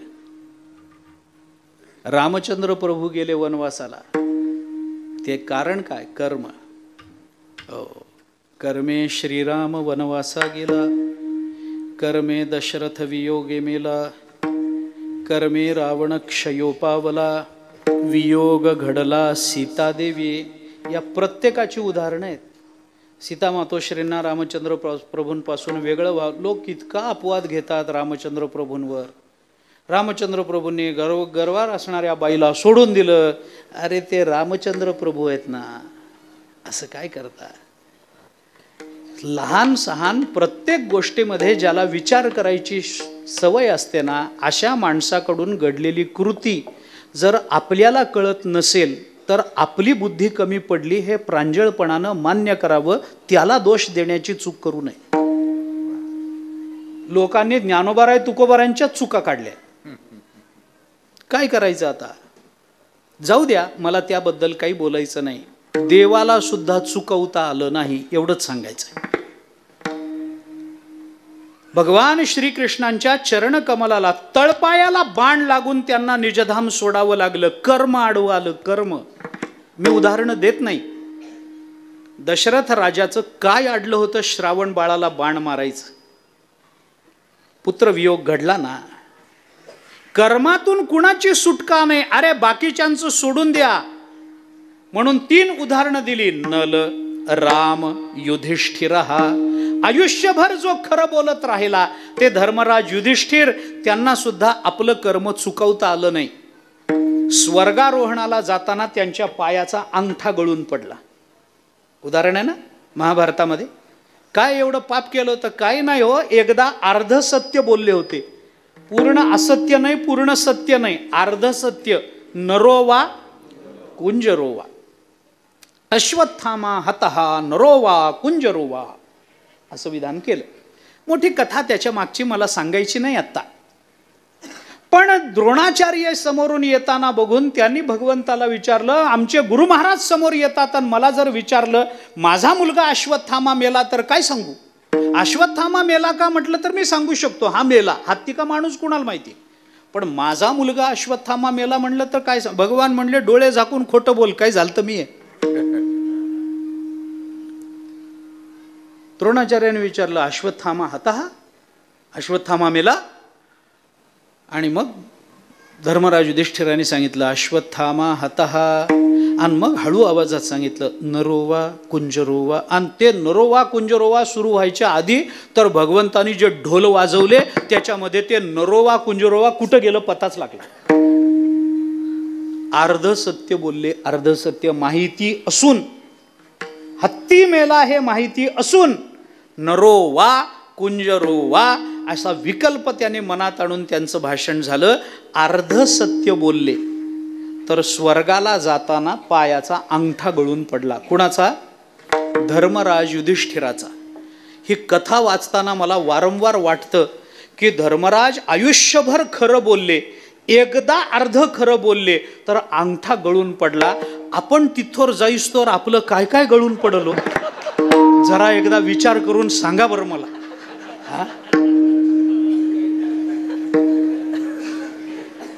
आयुष्यभर खरं बोलले पण एकदा अर्ध खरं बोलले तर अंगठा गळून पडला. आपलं काय काय गळून पडल? मला तर वाटतं फक्त अंगठाच राहील, बाकी सगळंच गळून पडल. होईल ना? का बोलतो मी आपल्याला? याच्यातून सुटका नाही हो कुणाची. मला हे सांगायचं, याच्यातून सुटका नाही. प्रारब्धातून सोडवला गेला असा या जगतामध्ये कोणी नाही. कारण हा जग कर्मानं बांधलेलं आहे. ज्ञानोबा बोलतात बहुदुस्तर आहे. ओलांडून जाणं अति अवघड आहे. कर्म केलं आणि त्याचं फल भोगावं लागलं नाही असं होत नाही. 2 नियम त्याच्याकरता धावते 2 नियम सांगतो. ज्याने कर्म केलं त्याला फल भोगावं लागेल, हा कर्माचा नियम आहे. कर्म विपाक, कर्म योग ज्याला म्हणतात तो हाय. पण याचे 2 नियम असतात. पहिला नियम याच्यामधला असा आहे की कर्ता ज्या वेळेला कर्म करतो त्या वेळेला तो कर्म करण्याच्या बाबतीत जरी स्वतंत्र असला तरी कर्म फल भोगण्याच्या बाबतीत तो कधीच स्वतंत्र नसतो. ऐका, एक. आणि दुसरा नियम असा आहे, कर्म आणि कर्माचं फल या दोन्हीतलं अंतर जेवढं वाढत जातं तेवढं कर्मफल तीव्र होत जात असतं. ऐका, बाकी पहिला नियम विस्तारानं आपल्याला माहिती आहे, मला सांगायचं नाही आहे. ज्यांनी कर्म केलं त्याला ते आम्ही स्वतंत्र. एक वेळ मनुष्य कर्म करण्याच्या बाबतीत स्वतंत्र आहे, पण फल भोगण्याच्या बाबतीत स्वतंत्र आहे का? नाही ना. जे जयाचे कर्मसूत्र मांडोनी ठेविले स्वतंत्र, ज्ञानोबराय बोलतात भगवंताच्या मुखातून. अरे ते मांडून ठेवलेलं आहे बाबा, आपण काय करणार? एक वेळ मी काय सांगू आपल्याला, कीर्तनाला यावं की न यावं हे कदाचित ठरवण्याचा मला अधिकार आहे. पण कीर्तन जर मी ऐकलं असेल तर मला पुण्य मिळावं की न मिळावं हे ठरवण्याचा अधिकार आपल्याला नाही. आपल्याला मिळणार म्हणजे मिळणारच. कारण का? आपल्या कानावर रामकृष्ण हरी पडलं. कारण का? आपल्या कानावर विठोबा रुक्माई पडलं. कारण का? आपल्या कानावर विठ्ठल विठ्ठल विठ्ठल विठ्ठल पडलं. आपल्या कानावर ज्ञानोबा तुकाराम पडलं. बस आपल्याला पुण्य मिळणारच हे ठरवण्याचा आपल्याला अधिकार नाही. आपल्याला असं वाटतं की आम्ही स्वतंत्र आहे, वाटलं तर जाईन उठून कीर्तनातून. असं होत नाही. गैरसमजात राहू नका, राहू नका. हे सगळं ठरलेलं असतं. कोणी कधी उठायचं, कोणी कुठं बसायचं. आम्ही रोज प्रवास करणारी माणसं आहे. पण मी आपल्याला खरं सांगू, प्रामाणिकपणाने सांगतो, या 2024 सालच्या दत्त जयंतीला मी इथं कीर्तन करावं वैकुंठवासी गुरुवर्य मदन महाराजांच्या पुण्यतिथीच्या उत्सवात यावर्षी 2024च्या दत्त जयंतीला संध्याकाळी मी इथं यावं, येताना मला उशीर व्हावा, कीर्तन उशीर सुरू व्हावं, हे सगळं मी जन्माला येण्याच्या पूर्वी ठरलंय म्हणून असं चाललंय. असं समजू नका, असं समजू नका. तुम्ही इथं का बसलाय? तुम्ही जन्माला येण्याच्या पूर्वी ठरलंय की तुम्ही इथं बसावं. तुम्ही जन्माला येण्याच्या पूर्वी ठरलंय की तुम्ही कीर्तनात बसून झोपावं, म्हणून तुम्हाला डोळा लागला. तुमचा दोष नाही. ऐका, आणि कर्म आणि कर्मफल याच्यातलं अंतर जेवढं वाढत जातं ना तेवढं कर्मफल तीव्र होत जातं. त्याच्यात 3 टप्पे कर्म विपाकानुसार. काही कर्म केल्यानंतर लगेच फल मिळतं, काही कर्माचं कालांतराने फल मिळतं आणि काही कर्माचं जन्मांतराने फल मिळतं. 3 टप्पे. काही कर्म केली की लगेच फल मिळतं. उदाहरणं फार देत नाही, मला माहित नाही. आता इकडं जरा प्रगत आहे, नदी पाणी तुम्हाला भरपूर आहे, सगळी अनुकूलता जास्त आहे. पण मला इकडचं माहीत नाही. पण इकडं कसं आहे, आमच्याकडचं कसं आहे ते सांगतो, पण इकडचं कसं आहे मला माहीत नाही. मला सांगा, इकडं कसं आहे हो? विस्तवाला हात लावल्यावर तुमच्याकडे किती आठवड्यांनी चटका बसतो?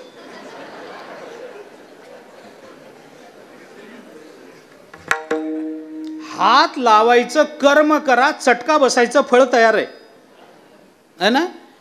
त्याला वेळच लागत नाही. कर्म केलं फल आहे, कर्म करता क्षणी फल आहे, वेळच नाही.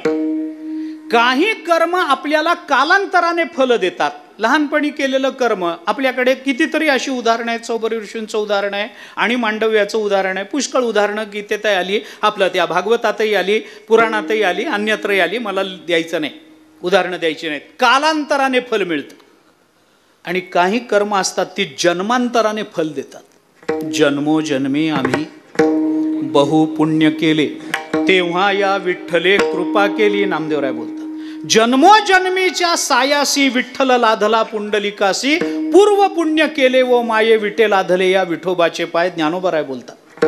नाही, आपल्याला माहिती असणारं प्रमाण जर द्यायचं झालं, पूर्वजन्मी पाप केले ते बहु विस्तारिले. ते पूर्वजन्मी होतं म्हणून नुसतं विस्तारिले नाही, बहु विस्तारिले. का विस्तार झाला त्याचा? कारण कर्म आणि कर्मफल याच्यातलं अंतर वाढलं. म्हणून भीष्माचार्यांना 6 क्षणाचे 6 महिने भोगावे लागले ना. उदाहरण आहे ना, बाणाच्या गादीवर किती 6 महिने पडून होते भीष्माचार्य. 6 महिने.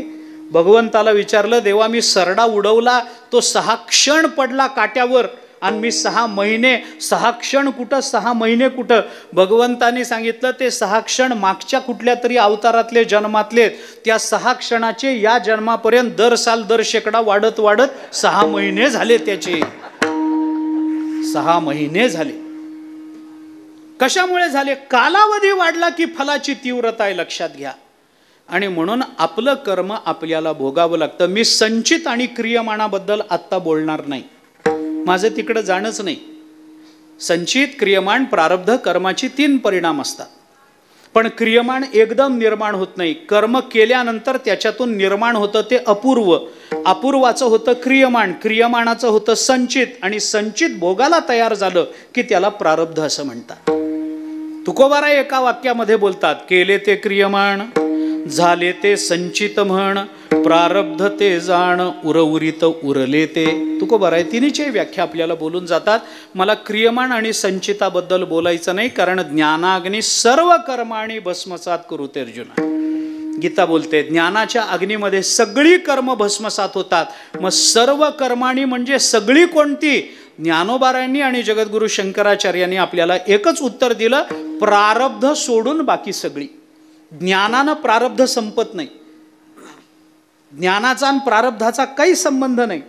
ज्याचं प्रारब्ध चांगलं आहे त्याला ब्रह्मज्ञान होत नाही, आणि ज्याला ब्रह्मज्ञान होतं त्याचं प्रारब्ध संपत नाही. काय संबंध ज्ञानाचा आणि प्रारब्ध? प्रारब्धाचा संबंध शरीराशी आहे. प्रारब्धाचा संबंध, प्रारब्ध संपणं म्हणजे शरीर पडणं आहे. मी आपल्याला साधा युक्तिवाद सांगू, ऐका. ब्रह्मज्ञानानं जर प्रारब्ध संपलं असतं आणि प्रारब्ध संपल्यावर जर देह पडला असता, ज्याचं प्रारब्ध जिथं संपतं तिथं तो पडतो, संपतो, देह संपतो तिथं. मग ज्ञानानं जर प्रारब्ध संपलं असतं आणि प्रारब्ध संपल्याबरोबर जर देह पडला असता, तर ब्रह्मज्ञान झाल्याबरोबर माणूस मेला असता की नाही? सरळ विचार करा की ब्रह्मज्ञानानं जर प्रारब्ध संपलं असतं आणि प्रारब्ध संपणं म्हणजे देह पडणं, मरण येणं जर आहे, तर ब्रह्मज्ञान झाल्या क्षणी माणसाला मरण आलं असतं की नाही? आणि जर ज्ञान झाल्यावर मरण येतं हे कळलं असतं तर कोण मरायला ज्ञानाकडे गेलं असतं? ज्ञानाचा आणि प्रारब्धाचा काही संबंध नाही. प्रारब्ध ज्ञानी माणसालाही भोगावं लागतं.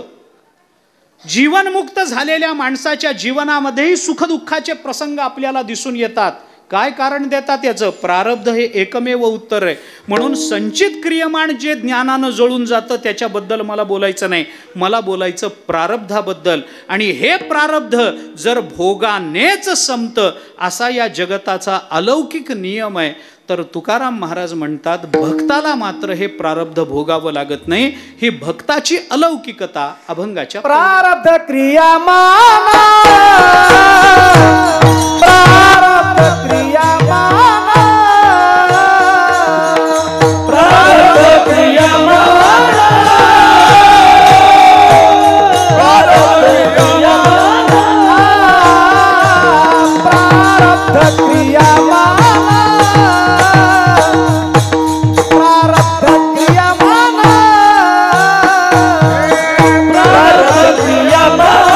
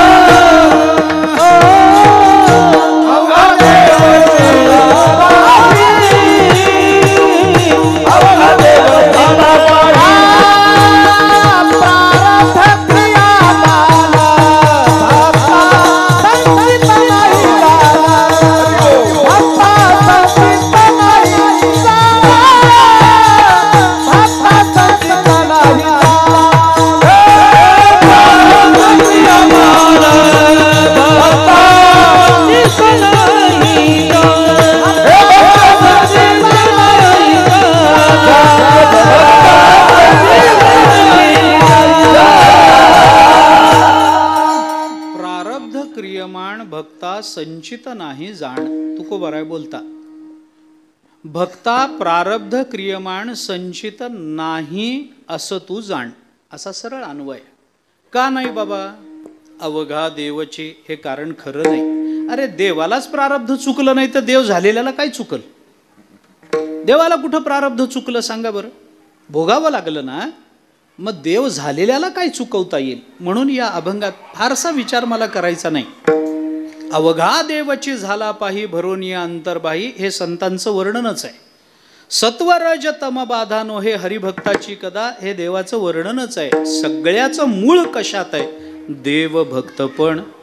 तुका म्हणे नाही भिन्न, या अद्वैतात सगळ्या प्रश्नाची उत्तरं सामावलेली आहेत. असा वेदांताचा नियम आहे. तिकडं आत्ता येत नाही. पण भक्ताला प्रारब्ध नाही असं तुकोबाराय म्हणतात. आता प्रारब्ध भोगावं हा या जगाचा नियम आहे.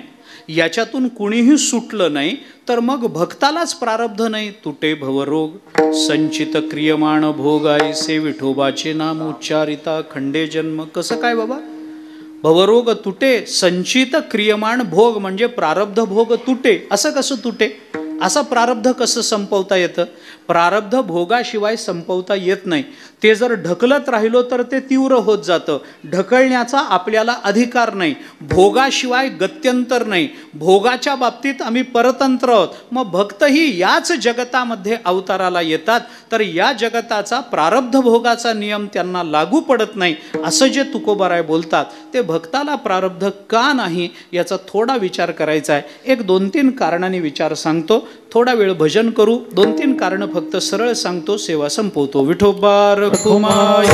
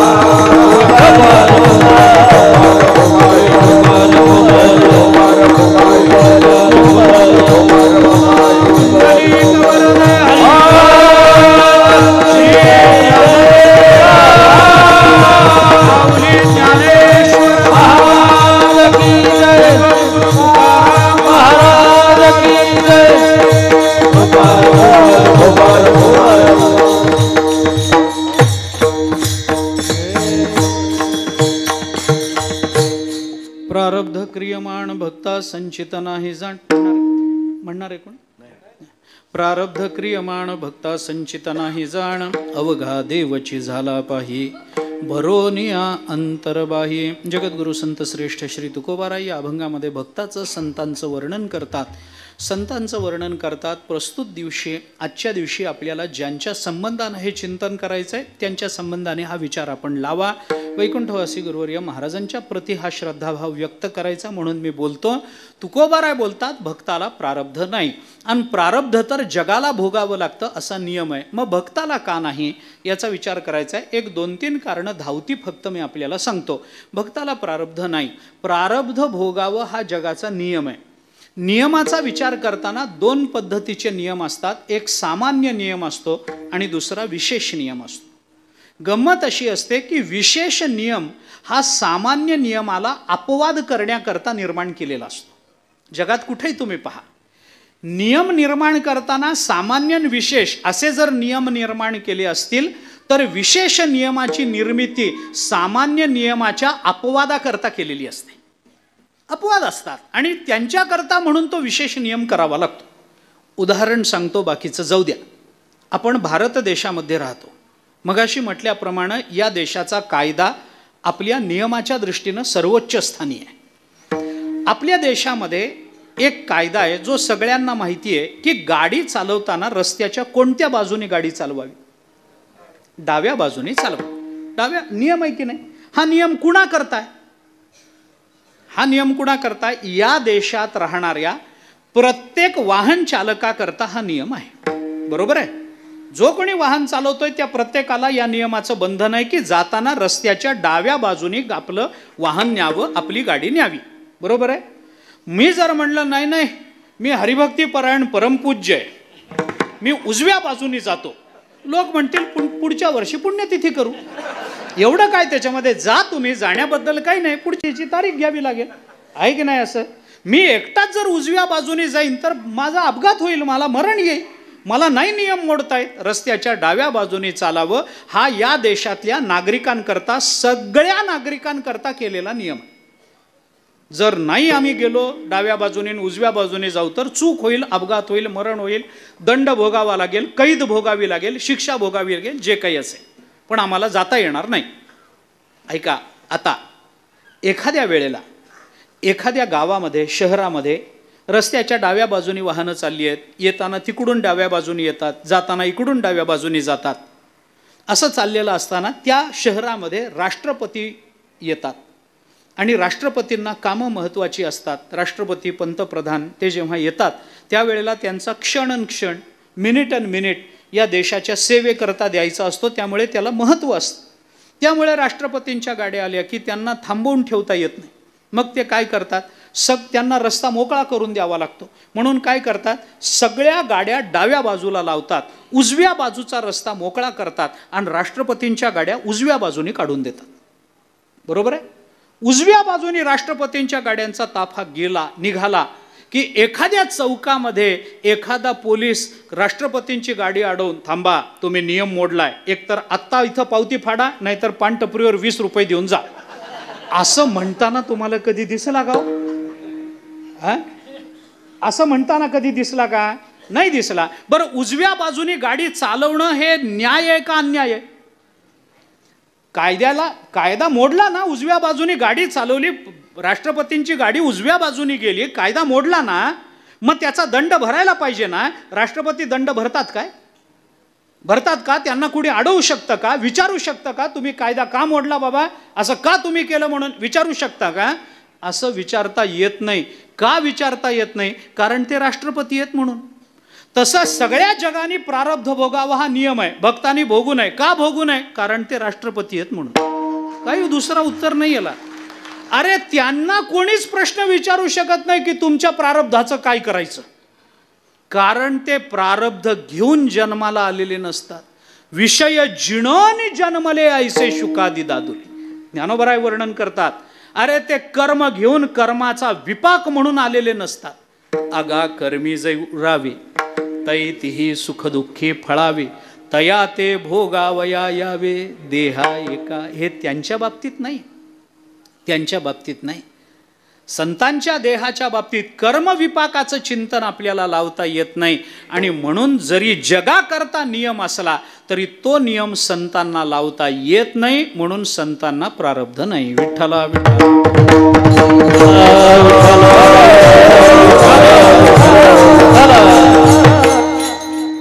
पुढचं बोलतो, जाऊ दे, हा सामान्य विचार झाला. पुढचं थोडंसं बोलतो. गंमत काय असते, प्रारब्ध नाही असं नाही, भक्ताला प्रारब्ध असतं. मग तुकोबाराय नाही म्हणतात ते काही वेड आहेत काय? ते काही वेड आहेत का? नाही. तुकोबारायांचंही बोलणं बरोबर, आपलंही बोलणं संगती शास्त्रदृष्टीने लावली तर ती बरोबर लागते. भक्ताच्या जीवनात प्रारब्ध नसतं असं नाही, प्रारब्ध असतं. प्रारब्धामध्ये 2 प्रकार असतात, 2 प्रकार. एक प्रबल प्रारब्ध असतं आणि एक अप्रबल प्रारब्ध असतं. प्रारब्धामध्ये जसं सामान्य विशेष 2 प्रकार आपल्याला करता येतात ना, तसं सुखदुःखाची प्रारब्ध आपल्याला प्रबल अप्रबल रीतीनं विचारात घेता येतात शास्त्रदृष्टीने. मला विस्तार करायचा नाही, वेळेची मर्यादा आहे, धावतं सांगतो. संतांच्या जीवनात प्रारब्ध नसतं असं नाही, प्रारब्ध असतं. दुःख भोगावं लागत नाही असं नाही, भोगावं लागतं भक्तालाही. पण परमात्मा त्यांच्या जीवनात असा आनंद निर्माण करून ठेवतो की त्या आनंदापुढे ते दुःखाचं प्रारब्ध जणू काही नष्ट झाल्यासारखं होतं. भाग गेला शीण गेला, भाग गेला शीण गेला,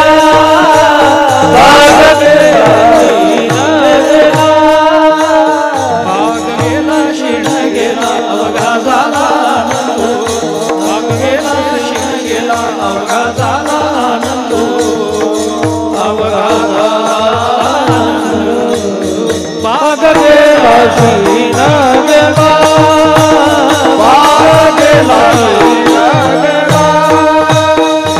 गेला सीन गेला अवघा झाला भाग गेला अवघा झाला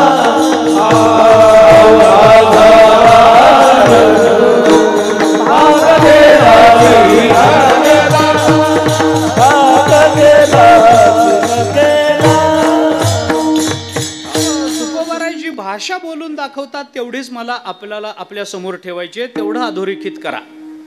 भाग गेला क्षीण गेला अवघा झाला आनंदू. हा आनंदू अवघा झाला, त्यामुळे भाग पूर्वी होता, क्षीण पूर्वी होता, तो गेला. आनंदापुढे दुःखाचं प्रारब्ध इतकं दुर्बल ठरतं, इतकं दुर्बल ठरतं की ते दुःख असलं काय नसलं काय त्याच्या अस्तित्वाची जाणीवच होत नाही. म्हणून भक्ताला प्रारब्ध नाही असं आपल्याला म्हणता येऊ शकतं. प्रारब्ध क्रियमाण भक्ता संचित नाही जाण, अवघा देवची झाला पाही भरोनिया अंतरबाई. अजून एक शेवटचं कारण सांगतो, एक 5 मिनिटं अजून हातात आहे. शेवटचं आहेत पुष्कळ कारण, शेवटचं कारण सांगतो. भक्ताला प्रारब्ध नाही. का नाही? कारण एका कर्माचं प्रारब्ध एकदाच भोगावं लागतं, एका कर्माचं प्रारब्ध दोनदा भोगावं लागत नाही, है ना? एका कर्माचं प्रारब्ध एकदाच, दोनदा नाही. तसं भक्ताच्या जीवनात प्रारब्ध असलं तरी ते प्रारब्ध परमात्मा भोगतो, म्हणून भक्ताला भोगायचं कारण राहत नाही. ऐका, कारण का? कारण ते प्रारब्ध त्यांचं परमात्मा भोगतो. एका जनार्दनी भोग प्रारब्धाचा हरिकृपे त्याचा नाश झाला. मग प्रारब्धाचा नाश कसा झाला? असा तसा झाला नाही, परमात्मा ते प्रारब्ध भोगतो. अंबऋषीसाठी जन्म सोसियले, जन्म कुणाचे? अंबरीशाचे, आणि सोसले कुणी? भगवंताने. मग अंबरीशाचं प्रारब्धाची संगती कुठं लावता सांगा? प्रारब्धाचा भोग झाला की नाही? झाला. मग प्रारब्ध राहिलं कुठं? नाही. म्हणून भक्ताला प्रारब्ध नाही. असं कसं होईल? असं आमच्या मराठवाड्यात एक म्हण आहे महाराज, केशानं तूप प्यायचं, नाऱ्याला रूप यायचं, असं होत नाही, असं होत नसतं. ज्याने तूप प्यावं त्यालाच रूप यावं, ज्याने कर्म करावं त्याला भोग मिळावा. तुम्ही मला सांगा, तुम्ही साखर खायची आणि डायबिटीस मला व्हायचा, जमल? आनंद वाटतोय तुम्हाला? उलट झालं तर? मी साखर खाऊन तुम्हाला डायबिटीस झाला तर चालल? चालल न चालल मुद्दाच नाही. असं होईल का मला सांगा ना? असं होत नसतं महाराज. मग भक्ताचं प्रारब्ध परमात्मा का भोगतो? त्याचं उत्तर रामायणामध्ये. रामायणात एक कथाप्रसंग आला, अध्यात्म रामायणातलं चिंतन आहे ते. बिभीषणाला लंका दिली, स्वतः अयोध्येत आले. एके वर्षी बिभीषणाला शिवरात्रीला, महाशिवरात्रीला असं वाटलं की रामचंद्र प्रभूंनी ज्या लिंगाची स्थापना केली त्या रामेश्वरला जाऊन पूजा करावी. म्हणून रात्री 12 वाजता बिभीषण पूजेचं सगळे सामुग्री घेऊन ऐल तीरावर आला, रामेश्वराला. तिथं त्यांनी उत्तम पूजा बांधली. बेल वगैरे वाहिला, द्रव्य वाहिलं, सोनं नाणं वाहिलं, सगळं बेल असा सगळा लिंग झाकून टाकलं. ते रामेश्वराला झाकून इतका बेल वाहिला. रात्री 12 वाजता महाशिवरात्रीची पूजा बिभीषणाने लंकेच्या राजाने केलेली. काय कमी असेल तिथं? सगळी पूजा करून नमस्कार करून बिभीषण गाभाऱ्याच्या बाहेर आला आणि एका गायीने बघितलं की गाभाऱ्यात काहीतरी हिरवं हिरवं आहे. आता बेल वाहिला होता, हिरवा बेल, हिरवा रंग दिसला. हिरवा चारा भांबावे पशु, ज्ञानोबाराय बोलतात. हिरवा चारा बघितलं की पशु भांबावतो. मग त्या गायीला वाटलं मध्ये काहीतरी खाण्यासारखं आहे, म्हणून गाय गाभाऱ्याच्या दिशेने निघाली. आणि बिभीषणाला वाटलं आता ही गाय जाऊन आपली सगळी पूजा उधळून देईल, गायीला हाकलावं. म्हणून आपण काय करतो? खाली वागतो, काहीतरी उचलल्याचं नाटक करून फेकल्यासारखं करतो. गाय घाबरते, मागे फिरते. तसं बिभीषण खाली वाकला. तिथं वाळलेलं गवताचं एक पातं, आज जाताना दुर्वाची एक काडी वगैरे काही पडली असेल, वाळलेली गवताची काडी तेवढी पडली होती. तेवढी उचलली बिभीषणाने गायीला फेकून मारली. तेवढी काडी लागली, गाय मेली. अध्यात्म रामायणात गाय मेल्यानंतर बाकीचे सगळे जमा झाले आणि गाय मारली. गोहत्या, गोहत्या, याला काय वध करायचं? कारण गोहत्येला प्राणदंड आहे, रामराज्य आहे, मारा याला. मग मारण्याचा प्रयत्न झाला, बिभीषण मरता मरेना. शेवटी तिथल्या लोकांनी ठरवलं हा असा शस्त्रानं मरणार नाही, एक काम करा, याला साखळ दंडानं बांधून टाका, आजूबाजूला लाकडं लावा आणि पेटवून द्या. सगळी लाकडं विकडं रचली, त्याला साखळ दंडानं बांधून टाकलं आणि काडी लावणार. बिभीषणाला काही पर्यायच नव्हता, एकच पर्याय होता, रामचंद्र प्रभूंचं स्मरण. नाम आठविता रूपी प्रकट पै झाला. आता काय करणार? सकीर्त्यमान हा शीघ्रमेव आविर्भवती. नारद महर्षी बोलतात, भगवान प्रकट झाले. प्रकट झाल्यावर विचार, काय चाललं? म्हणे महाराज यांनी गोहत्या केली, मग आम्ही प्राणदंड देतो. मग रामचंद्र प्रभूंनी सांगितलं, याला मारू नका. मारू नका म्हणजे तुमच्याच राज्याचे नियम तुम्हीच मोडायला लागले, दुसऱ्याने कुणाच्या तोंडाकडे बघत जगाव? हां, नाही, आपल्या नियम आहे, आपला कायदा आहे, याला प्राणदंड झाला पाहिजे. मग काय बिभीषणाने सांगितलं, महाराज मी काही हेतुपुरस्सर गाय मारली काय? गाय मरावी म्हणून मी काडी फेकली का तिच्याकडे? तिने फक्त आज जाऊन पूजा विस्कटवू नये म्हणून मी काडी फेकली. बरं, काडी लागून गाय मरल हे कुणाला माहिती? पण झालं ना, कावळा बसायला फांदी तुटायला. गाठ पडते की नाही? पडली. बिभीषणाची काडी गायीच्या अंगावर पडायला आणि गायीचं प्रारब्ध संपायला. गाठ पडली, गाय मेली. काय करता काय त्याला? बिभीषणाने काय हेतुपुरस्सर मारली नाही. बिभीषण म्हणाला, महाराज माझा दोष नाही, अमुक नाही तमुक नाही. मग रामचंद्र प्रभूने तिथल्या सगळ्या लोकांना गोळा केलं, ती लाकडं काढायला लावली आणि असं करू नका. नाही मग शिक्षा नाही तर कसं चालेल? रामचंद्र प्रभू म्हणाले, तुम्हाला शिक्षा द्यायची ना, गोहत्येची शिक्षा द्यायची ना, मग एक काम करा, त्या माझ्या भक्ताला सोडून द्या, मला मारा, मी मरायला तयार आहे. रामचंद्र प्रभूंचे शब्द आहेत, आपण रामायण पहा. वरम ममैव मरणम मद्भक्तो हन्यते कथम. माझं मरण श्रेष्ठ आहे, माझ्या भक्ताला का म्हणून मारता तुम्ही? वरम ममैव मरणम, माझं मरण श्रेष्ठ आहे, मला मारा पाहिजे तर. मद्भक्तो हन्यते कथम, माझ्या भक्ताला का मारता? अरे का मारता म्हणजे त्याने गोहत्या केली म्हणून, आणि तुम्हाला आम्ही का मारावं? तुमच्याकडून काही दोष झाला? कर्म त्याचं भोग तुम्हाला, असं कसं होईल देवा? रामचंद्र प्रभू म्हणाले, त्याचं कारण असं आहे, वरम ममैव मरणम मद्भक्तो हन्यते कथम राज्यम आयुः मया दत्तम तथैव स भविष्यति प्रत्यापराधे सर्वत्र स्वामिनाम दंड इष्यते. मी तुम्हाला उदाहरणाने समजावून सांगतो. आपण रामायण बघा. रामचंद्र प्रभू म्हणाले, त्याला सोडून द्या, पाहिजे तर मला मारा. तुम्हाला का मारा?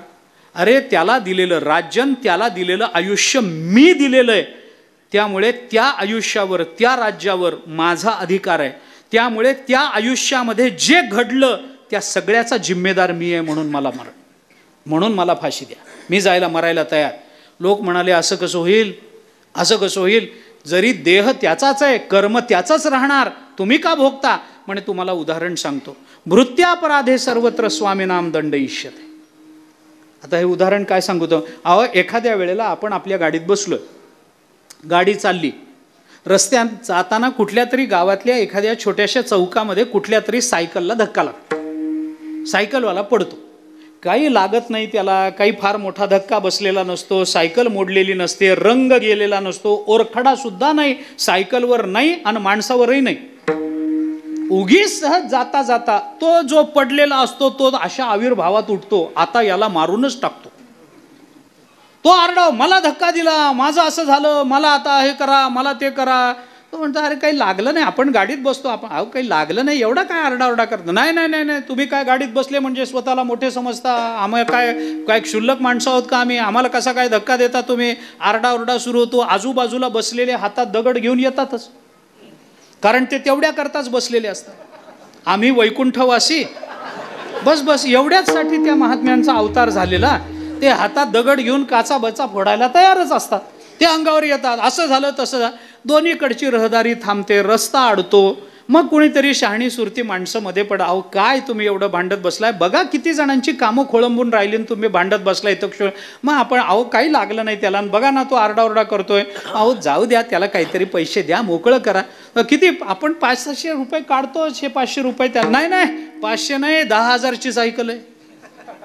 आता सायकलला काही झालंच नाही, पण तो सायकलची किंमत वसूल करायला बसलेला असतो. पण तो नाही नाही, एवढं घेण्याशिवाय सोडणार नाही मी, अमुक नाही म्हणतोय. बाकीचे म्हणतात, नाही नाही त्याला दिलंच पाहिजे, गरीब झाला म्हणून काय झालं, तुम्ही त्याला काय टाचे खाली दाबता का? आता बोलणारे कमी असतात का? मग शेवटी माणसामध्ये पडतात. जाऊ द्या हो, गाडीत फिरताना तुम्ही 1000-5000ला काय तुम्हाला जास्त आहे, द्या 5-1000 रुपये द्या, मिटवून टाका, सगळे अडकून पडले. नाईला जाणं आपण एक खिशातून 5000 रुपये काढतो, सायकलवाल्याला देतो. सायकलवालाही आजची कमाई झाली या आनंदात घरी निघून जातो. बाकीचे लोक आपापले निघून जातात. माझा दृष्टांत संपला. मला सांगायचं आहे काय, सायकलला धक्का दिला कुणी?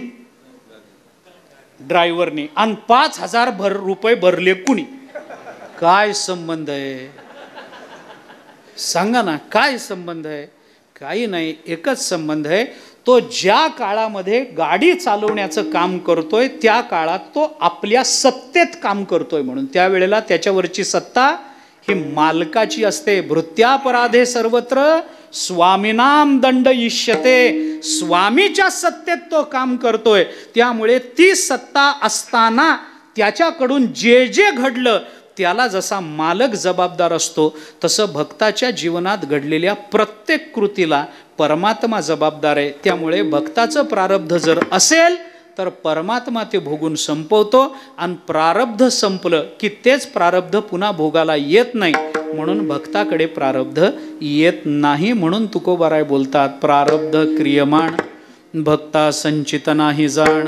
अवघा देवची झाला पाही भरून या अंतर्बाही. सत्वरजतम बाधा नोहे हरिभक्तासी कदा. अवघा देवची झाला पाही भरून या अंतर्बाही. देवभक्तपण तुका म्हणे नाही भिन्न. अवघा देवची झाला पाही भरून या अंतर्बाही. असे अवघा देव झालेले देवभक्तपण यांच्यामध्ये भिन्नता नसलेल्या वैकुंठवासी गुरुवर्य महाराजांच्या पुण्यस्मरणाच्या निमित्ताने हा उत्सव आपण मोठ्या आनंदानं प्रतिवर्षाप्रमाणे संपन्न करतो. यावर्षी माझं प्रारब्ध काहीतरी उदयाला आलं, काही अनुकूल प्रारब्ध भाग्य माझं उदयाला आलं. महाराजांची सेवा करण्याची संधी आदरणीय श्रद्धेय हरिभक्तीपरायण बबन महाराजांच्या प्रेमाने मला इथे प्राप्त झाली. त्यांनी आमंत्रण दिलं, ही संधी मला दिली. या निमित्तानं आपल्या सगळ्यांचं दर्शन झालं. मी स्वतःला धन्य समजतो, कृतार्थ समजतो. आपली सेवा करता आली याच्यात मला आनंद आहे. आपल्या निमित्तानं महाराजांची सेवा करता आली यात मला आनंद आहे. महाराजांचं आमच्या घराशी असणारं नातं हे वेगळं होतं. महाराज माझ्या आजोबा, माझे वडील, माझे चुलते, माझे वडील बंधू तीर्थस्वरूप चंद्रशेखर महाराज आणि मी आमच्यापर्यंत हे नातं तेवढ्याच प्रेमानं चालत आलेलं आहे. त्यामुळे त्यांच्याबद्दल बोलताना आमच्या अंतःकरणामध्ये एक विशेष स्नेहभाव असतो. विशेष एक आनंद आम्हाला त्या निमित्तानं प्राप्त होत असतो. त्यामुळे त्यांची सेवा मला करता आली म्हणून तो आनंद मी व्यक्त केला. महाराजांचं जीवन वेदांतनिष्ठ जीवन होतं, विचारनिष्ठ जीवन होतं आणि वेदांताबद्दलची निष्ठा ज्याच्या अंतःकरणामध्ये अबाधित राहिली तो परमात्मा भिन्न राहूच शकत नाही असा नियम असल्यामुळे महाराजांची परमात्मरूपता आणि महाराजांचं एकूणच जीवन आपल्या सर्वांच्या समोर आदर्श रूपानं उभं राहिलेलं आहे. तो आदर्श आपण डोळ्यासमोर ठेवावा आणि तसं संतांचा आदर्श डोळ्यासमोर ठेवता यावा याच्याकरता रोज ज्ञानेश्वरी गाथा थोडा वेळ आपण वाचावी. सर्वांच्या चरणावर मस्तक ठेवून प्रार्थना करतो. माणसाच्या जीवनाच्या कृतार्थतेला फार लागत नाही. 5 मिनटं ज्ञानेश्वरी, 5 मिनटं गाथान, 5 मिनटं रामकृष्ण हरी भजन संपलं. याच्या पलीकडे काहीच लागत नाही. मी फक्त 15 मिनटाची भाषा करतोय. उरलेले 23 तास 45 मिनटं तुमच्याच मालकीचे आहेत. मी फक्त 15 मिनटाची भाषा करतोय. 5 मिनटं ज्ञानेश्वरी वाचा. लोक म्हणतात वाचतो हो, कळत नाही. आणि कुणाला कळली? कुणालाच कळली नाही तरी वाचायची असते, आईचं स्वरूप लेकराला कधीच कळत नाही तरी ते जसं झटे देत राहतं आणि जसं त्याला दूध मिळतं ना तसं ज्ञानेश्वरीच्या शब्दांना, तुकोबारायांच्या अक्षरांना आपण नित्यनियमानं झटे देत राहायचं. कधी ना कधीतरी त्याच्यातून ब्रह्मामृत आपल्याला प्राप्त झाल्याशिवाय राहत नाही, हे लक्षात ठेवा. आणि म्हणून तुम्हाला सगळ्यांना प्रार्थना करतो, थोडा वेळ वाचा, 10 ओव्या वाचा, 2 अभंग वाचा. फार वेळ लागत नाही हो, फार वेळ लागत नाही. नाही त्या गोष्टीमध्ये वेळ वाया घालवण्यापेक्षा 5 मिनटं ज्ञानेश्वरीला द्या ना. 5-10 ओव्या नियमानं वाचा. तुम्हाला समजो न समजो, आम्हाला तरी कुठं समजतायत म्हणून आम्ही प्रवचन कीर्तन करत असलो तरी समजत नाहीच, पण श्रद्धेनं वाचायचं असतं, शरण जायचं असतं, कुशीत शिरायचं असतं. तेवढंच आपण माऊलींच्या बाबतीत, तुकोबारायांच्या संतांच्या बाबतीत करायचं असतं.